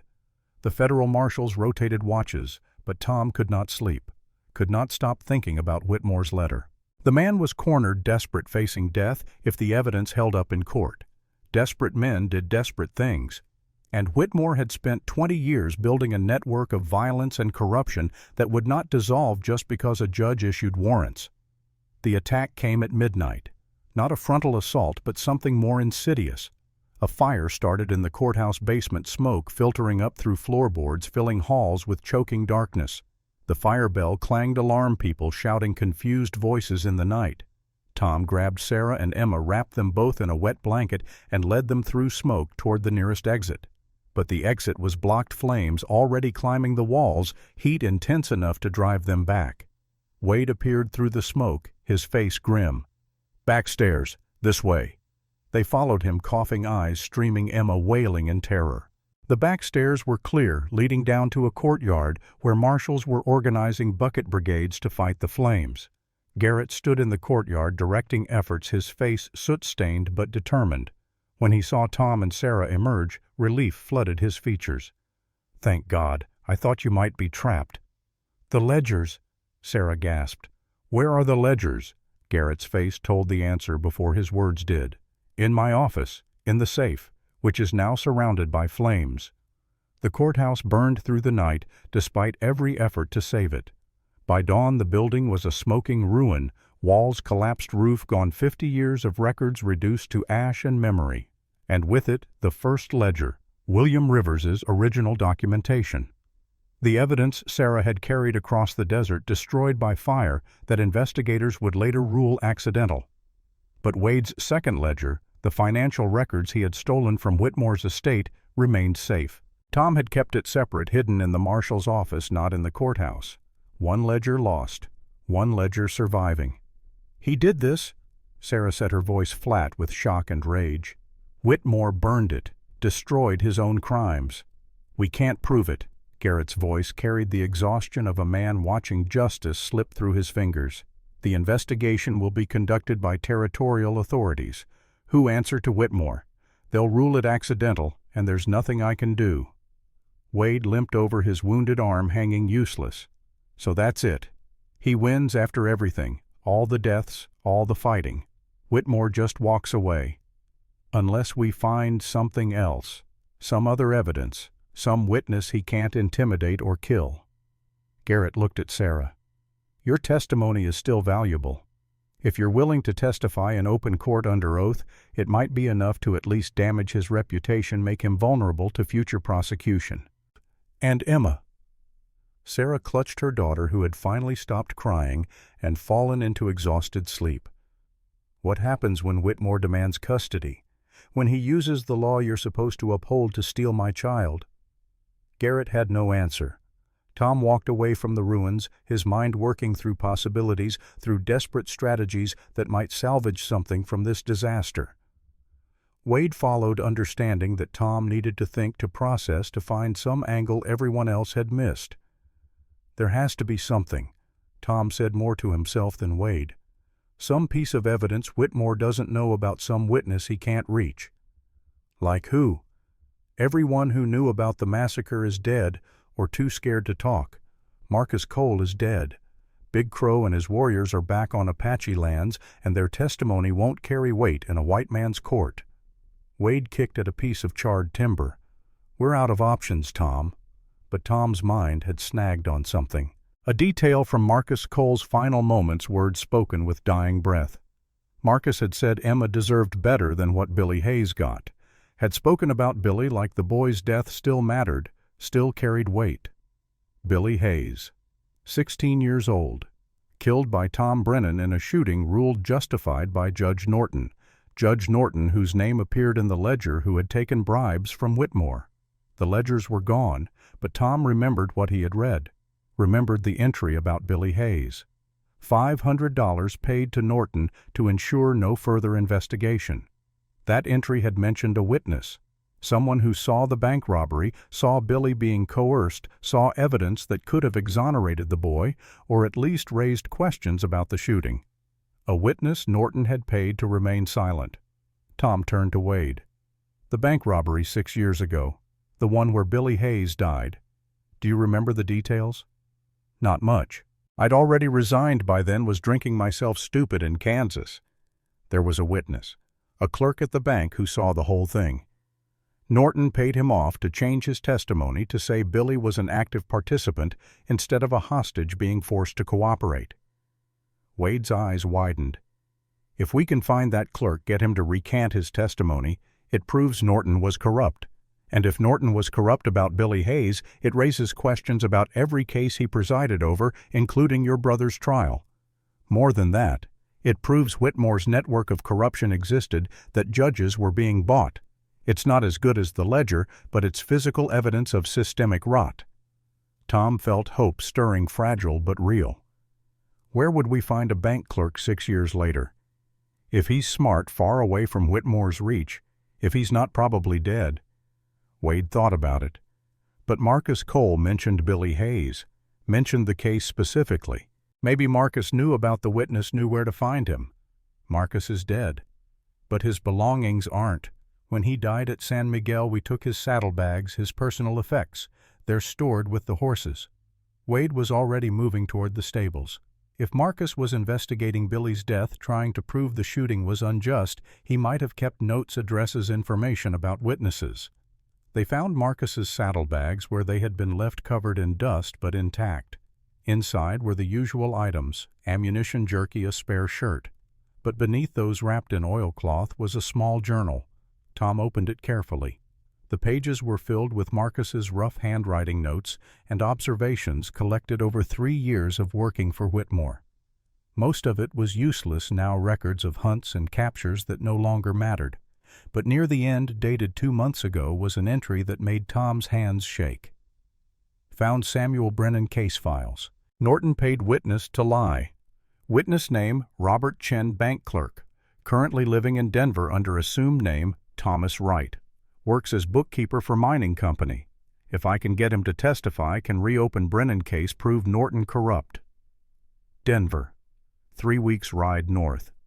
But it was something, a thread they could pull, evidence that might survive even when ledgers burned. Tom showed the journal to Garrett, who read it with growing excitement. "This is good. If we can get Chen to testify, if he'll admit to lying under oath, we can prove Norton's corruption. And Norton's corruption ties directly to Whitmore." "It's not as strong as the ledgers," Sarah pointed out. "It's one witness talking about one case. Whitmore's lawyers will tear him apart." "Maybe, but it's a crack in the armor, and sometimes that's all you need." Garrett looked at Tom. "Can you get to Denver? Find this Chen, convince him to testify." "I can try, but that leaves Sarah and Emma here vulnerable. They'll stay with me, federal protection marshals guarding them every hour." Garrett's face was firm. "I won't let Whitmore take that child. Whatever it takes, whatever legal maneuvering is required, I'll keep Emma safe until you return." Tom looked at Sarah, seeing fear and determination warring in her eyes. "What do you want to do?" She held Emma close, this tiny life that had survived against impossible odds that represented hope for a better future. "Find Chen, get his testimony, finish what my father started, what Daniel died for, what Marcus gave his life to achieve." Tom and Wade rode north the next morning, leaving Sarah and Emma in Garrett's care. The journey to Denver was hard and fast, pushing horses to their limits, sleeping only when exhaustion made riding dangerous. They found Robert Chen exactly where Marcus's note said he would be, working as a bookkeeper for the Consolidated Mining Company, living under the name Thomas Wright, trying to build a new life far from the crimes of his past.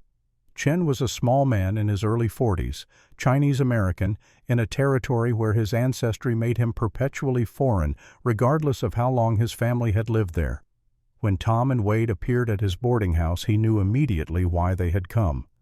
"I wondered when someone would find me," Chen said, his voice carrying the accent of a man who had learned English as a second language but spoke it perfectly. "Wondered when my past would catch up." "We need your testimony," Tom said without preamble. "Need you to tell the truth about the bank robbery 6 years ago, about Billy Hayes, about Judge Norton paying you to lie." Chen's face paled. "If I testify against Norton, against Whitmore, I'm a dead man. You know that. If you don't, justice dies. And a baby girl grows up under the control of a man who murdered her father, who massacred her mother's people, who represents everything evil about this territory." Tom leaned forward. "I'm not asking you to be a hero. I'm asking you to tell the truth. One time. In open court. Then we'll protect you, relocate. You give you a new life that's not built on lies."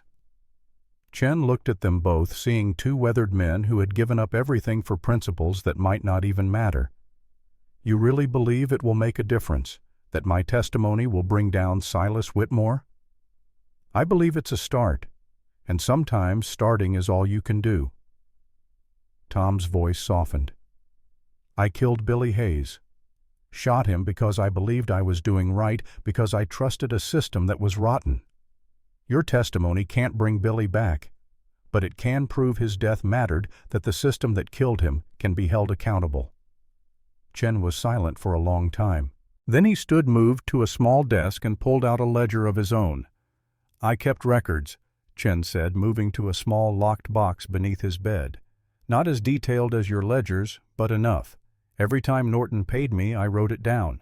Every witness I saw him bribe. Every case I knew was fixed. I thought someday I might need insurance." He pulled out a slim notebook, pages yellowed, but writing clear.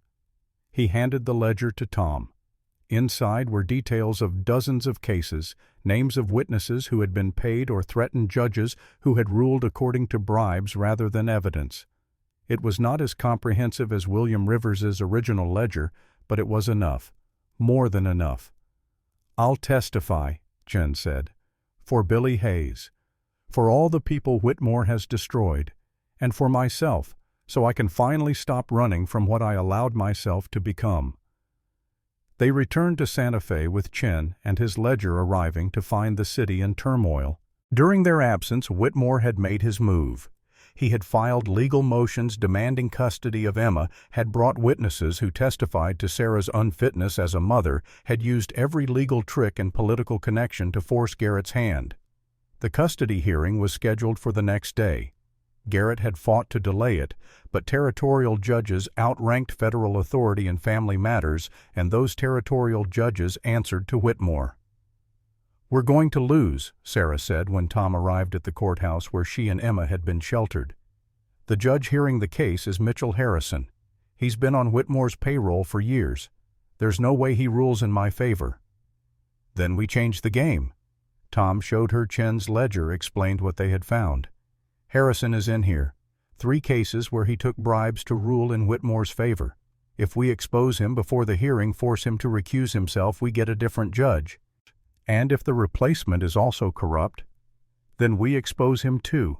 Keep doing it until we find one honest judge or until Whitmore runs out of people willing to be publicly connected to his crimes." Garrett moved fast. He filed motions exposing Harrison's corruption, provided evidence from Chen's ledger, demanded the judge recuse himself. Harrison had no choice. With federal scrutiny and evidence of bribery continuing to hear the case would have meant criminal charges. The replacement judge was Amanda Blackwood, a woman in her 50s, who had built a reputation for fairness despite the obstacles her gender created in frontier justice. She was not in Chen's ledger, had no obvious connection to Whitmore, and most importantly, she had 3 daughters of her own. The custody hearing began the next morning. Whitmore sat at the plaintiff's table, looking every inch the distinguished jurist, his silver hair perfectly groomed, his clothes expensive and tasteful. He did not look like a man who had ordered massacres and corrupted an entire territory. He looked like someone's kindly grandfather. His lawyer was equally polished, presenting Whitmore as a grieving patriarch trying to save his only grandchild from an unsuitable mother. "Your Honor, Sarah Rivers is a fugitive who has spent months running from lawful authorities. She has exposed an infant to violence, to desert conditions, to circumstances that endangered the child's life. Judge Whitmore simply wants to provide his granddaughter with the stable, safe home she deserves." Judge Blackwood listened impassively. Then she turned to Garrett, who was representing Sarah. Response: "The child's name is Emma Rivers, not Emma Whitmore. Her mother has chosen that name specifically to separate her from a family legacy built on corruption and murder." Garrett stood, his voice carrying the weight of righteous anger. "And the circumstances Emma has endured were not created by her mother, but by her grandfather. By Silas Whitmore, who murdered Emma's father when Daniel threatened to expose his crimes, who ordered the massacre of Emma's maternal grandmother's village, who has spent months trying to kill Sarah Rivers and destroy evidence of his corruption." Whitmore's lawyer objected. "These are wild accusations without evidence. My client has never been charged with any crime." "Then let me remedy that." Garrett produced Chen's ledger along with sworn testimony from Robert Chen himself. "Your Honor, I have evidence of systemic corruption involving Silas Whitmore, including bribery of judges, intimidation of witnesses, and conspiracy to commit murder. I request this custody hearing be suspended pending criminal investigation." Whitmore's composure finally cracked. He stood, his voice sharp. "This is a vendetta by a federal judge who has exceeded his authority. I demand this farce end immediately." Judge Blackwood's eyes were cold. "Sit down, Judge Whitmore. You'll have your chance to respond." She examined Chen's ledger reading entries with growing concern. "Mr. Garrett, these are serious allegations, but even if true, they don't necessarily impact the question of custody. A man can be a criminal and still a caring grandfather." "He murdered Emma's father," Sarah said, standing despite Garrett's attempt to keep her seated. "Daniel Whitmore was a good man trying to escape his father's evil. When he threatened to expose the truth, Silas had him killed, made it look like an accident." "Can you prove this?" Blackwood asked. Sarah reached into her dress, pulled out a letter she had kept hidden for months. "This is from Daniel, written the week before he died. He details everything he discovered about his father's crimes, expresses fear for his life, asks me to keep the letter safe in case something happens to him." She handed the letter to Blackwood, who read it carefully. The courtroom was silent except for Emma's small sounds, the baby sensing her mother's distress. When Blackwood finished reading, her face had changed. "This letter suggests Daniel Whitmore believed his life was in danger from his father. But it's not proof of murder." "No," Garrett agreed.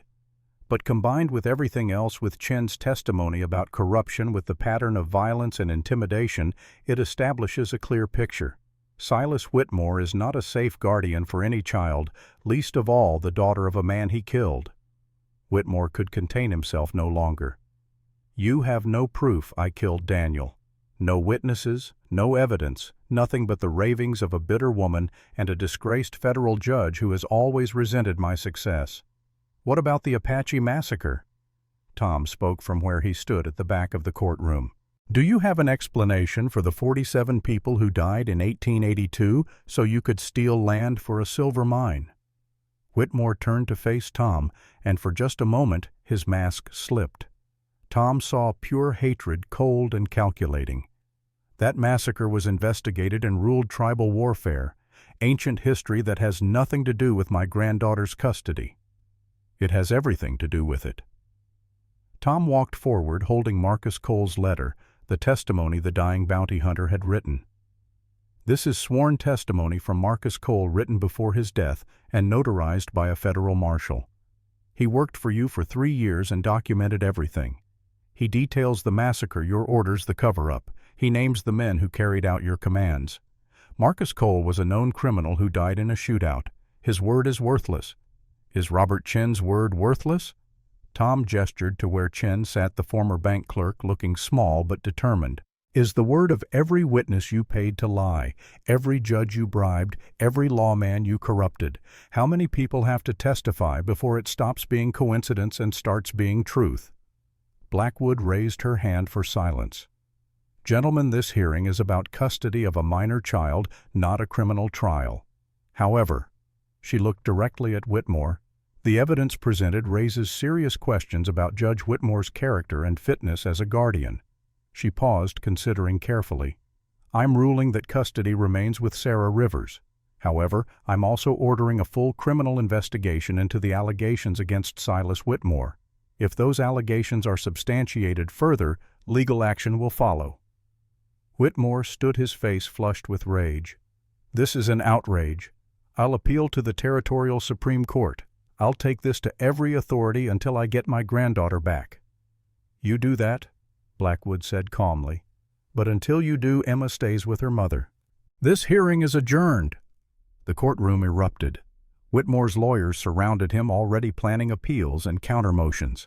Federal marshals moved to protect Sarah and Emma from the crowd. Tom and Wade positioned themselves between Whitmore and the door, making sure the old judge could not get near Sarah. But Whitmore was not finished. As he left the courtroom, he paused beside Tom, his voice low enough that only Tom could hear. "You think you've won. You think justice has triumphed. But I've been building my empire for 20 years, and it will not fall because one judge rules against me." "Maybe not today," Tom replied. "But Chen's testimony will lead to more witnesses, more evidence, more cracks in your armor, and eventually it all comes down. We'll see." Whitmore's smile was cold. "By the way, has anyone checked on your friend Wade Harper lately? Last I heard, he was looking unwell." Tom's blood went cold. He turned to find Wade saw his friend leaning heavily against the courtroom wall, his face pale, sweat beading his forehead despite the cool morning. "Wade?" Wade tried to smile, but it turned into a grimace. "That wound from Whitmore's estate. Think it might be infected worse than I thought." Tom helped Wade to a doctor who examined the wound and delivered grim news. The infection had gone deep, spread through Wade's arm into his shoulder. Without proper treatment, weeks ago it had festered. Now it was potentially fatal. "How long does he have?" Tom asked. "Days, maybe a week if he's lucky and strong." The doctor cleaned the wound as best he could, administered laudanum for pain. "I'm sorry. If he'd sought treatment when it first happened, we could have saved the arm, maybe even cured the infection. Now it's too late." Wade lay on the examination table, his breathing labored. "Fitting, I suppose. Survived Whitmore's guns, outlived his hired killers just to die from an infection. The desert has a sense of irony." "Don't talk like that. You're going to fight this." "I'm tired, Tom. Tired of fighting, tired of running, tired of carrying guilt for Sarah and Michael." Wade's eyes drifted closed. "But I'm not dying for nothing. Chen testified. The case against Whitmore is building. Emma's safe with her mother. That's enough. Tom stayed with Wade through the night, watching his friend's condition deteriorate despite the doctor's best efforts. By morning, Wade was delirious, talking to people who were not there, reliving moments from a life that had held too much loss and too little peace. Sarah came to visit, bringing Emma. Wade rallied briefly when he saw the baby, his eyes clearing. She's beautiful. Looks like my Michael did. Same eyes. You helped save her, Sarah said gently. Helped give her a future. Good, that's good. Wade's hand reached out, touched Emma's tiny fingers. Tell her about her Uncle Wade when she's older. Tell her I wasn't always a drunk and a coward, that at the end I tried to do something right. I will. Wade's condition worsened through the week. The infection spread despite the doctor's efforts. On the 7th day after their arrival in Santa Fe, as the grand jury was hearing Chen's testimony, Wade Harper drew his last breath. Tom was beside him. Sarah brought Emma one final time. Wade's eyes cleared just enough to see the baby he had helped save. Worth it, Wade whispered. All of it. Worth it. Those were his last words. Tom and Sarah buried him in the Santa Fe cemetery next to other lawmen who had died in service to justice. Garrett spoke words over the grave honoring a man who had found redemption in his final days. Wade Harper gave his life so that truth might survive, Garrett said. He carried evidence out of the enemy's stronghold, found witnesses who could testify, and ultimately sacrificed himself so a child he never knew could grow up free. We honor his memory and his courage. Tom stood at the graveside long after everyone else left. Two friends dead now, Marcus and Wade, both killed by Whitmore's evil. How many more would die before this was over? But looking at Sarah holding Emma, seeing the baby smile, despite knowing nothing of the violence that had protected her, Tom thought maybe it was worth it. Maybe some things were worth dying for, worth fighting for, even when the odds were impossible and the cost unbearable. The criminal investigation into Whitmore proceeded slowly, as such things always did. Chen testified before a grand jury, providing detailed accounts of corruption. Other witnesses came forward, emboldened by Chen's courage, adding their voices to the growing chorus of accusation. Whitmore fought back with every resource at his disposal. Expensive lawyers filed motion after motion. Friendly newspapers published articles questioning the witnesses' credibility. Political allies in the territorial government tried to quash the investigation. But Garrett was relentless. He brought in federal prosecutors, expanded the investigation beyond Whitmore to include the entire network of corruption. Judges were removed from office. Sheriffs were arrested. The rot that had infected Arizona territory for 2 decades finally faced reckoning. 3 months after the custody hearing, Silas Whitmore was formally indicted on 47 counts of murder in connection with the Apache massacre, along with dozens of counts of bribery, conspiracy, and corruption. The trial was moved to federal court to ensure impartiality. Tom attended every day of the proceedings, watching as witness after witness testified to Whitmore's crimes. Chen was compelling, detailing the systematic corruption. Other Apache survivors came forward describing the massacre, identifying Whitmore as the man who had given orders. But it was Sarah's testimony that carried the most weight. She spoke of Daniel, of his goodness, of his horror when he learned what his father had done. She read his letter in open court, her voice breaking as she described the husband she had loved and lost. And she spoke of Emma, of the right every child had to grow up free from the evil of previous generations to build a life based on truth rather than lies.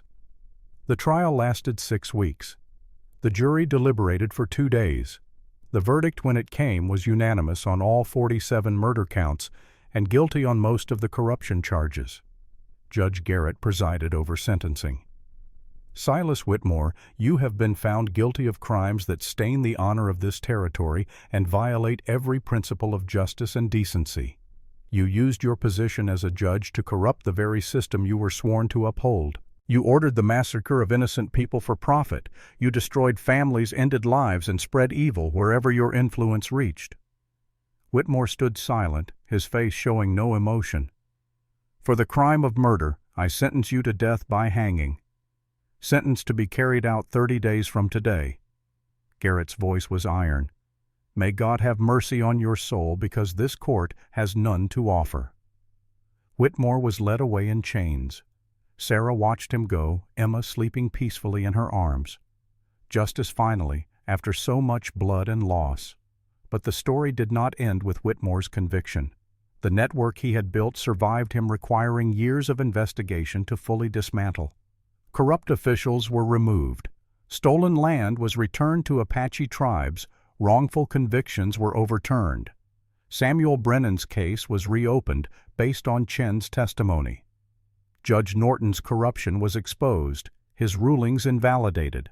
Samuel was posthumously exonerated, his name cleared of the false charges that had led to his execution. Tom visited his brother's grave for the first time in 6 years, able at last to face the headstone without crushing guilt. "We got him, Sam. Got Norton, got Whitmore, got all of them. Doesn't bring you back. Doesn't undo what was done. But maybe it means something. Maybe it means your death wasn't completely meaningless." Sarah built a new life in Santa Fe. Judge Garrett helped her obtain legal ownership of land that had belonged to her mother's village, returned through the federal investigation. She used it to establish a school for Apache children, teaching them both traditional ways and the skills needed to navigate a world that did not always welcome them. Emma grew up strong and healthy, learning about her father from stories Sarah told about the good man who had tried to fight evil and died for his principles. She learned about her grandfather too, but not as family. As a cautionary tale, a warning about what happened when people chose power over decency. On Emma's 5th birthday, Sarah brought her to Tom's new cabin built on land adjacent to the school. Tom had stayed in the area, unable to return to his old solitude, finding that helping Sarah with the school gave him purpose he had not felt since wearing a badge. "Uncle Tom," Emma said, using the title Sarah had encouraged, "Mama says you saved us, that you opened your door when everyone else would have closed it." Tom knelt to Emma's level. "Your mama saved herself. I just provided shelter for one night. Turned out to be a long night, but that's how these things go sometimes. Will you tell me about Uncle Wade and Uncle Marcus? About the men who helped protect me? When you're older. Right now, just know they were good men who made mistakes but tried to end better than they started." Tom smiled at Sarah. "That's all any of us can do." Years passed. Emma Grew attended university, became a lawyer herself. She dedicated her career to representing indigenous people in land disputes, to fighting the kind of corruption her grandfather had embodied. Tom grew old in Santa Fe, watching the territory change, seeing some justice take root, where once only corruption had flourished. He never remarried, never sought redemption beyond the daily work of living decently. On his 75th birthday, Emma visited with her own daughter, Sarah's granddaughter, another generation carrying forward the legacy of those who had fought for truth. "Did you ever regret it?" Emma asked. "Opening your door that night, choosing to help my mother instead of closing her out?" Tom thought about it honestly, thought about Marcus Cole dying to buy them time, about Wade Harper succumbing to infection, about the months of running fighting nearly dying in the desert. "No," he said finally. "Some doors you open change you forever. That knock at midnight, your mother standing in the rain, the choice to let her in. It was the first right thing I'd done in 6 years, maybe the most right thing I ever did. Because we won. Because Whitmore hanged. Because we tried. Win or lose, we stood against evil instead of pretending it didn't exist. That matters, Emma. More than victory, more than survival. The choice to stand matters." Emma's daughter, barely 3 years old, climbed into Tom's lap. "Tell me a story, great Uncle Tom." And so he did, as the desert sun set over Santa Fe, painting the sky in shades of blood and gold.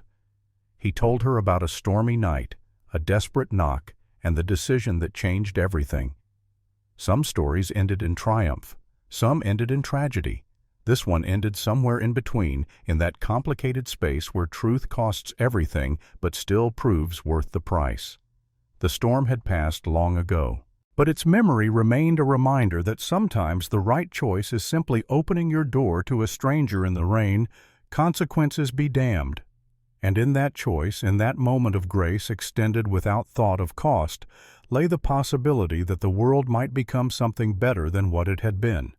Not perfect, never perfect, but perhaps with enough people choosing right when it was easier to choose wrong, slightly less rotten than before. Tom Brennan had opened his door to shelter a woman for one night. That night had stretched into months, into years, into a legacy that would outlive him. It was enough.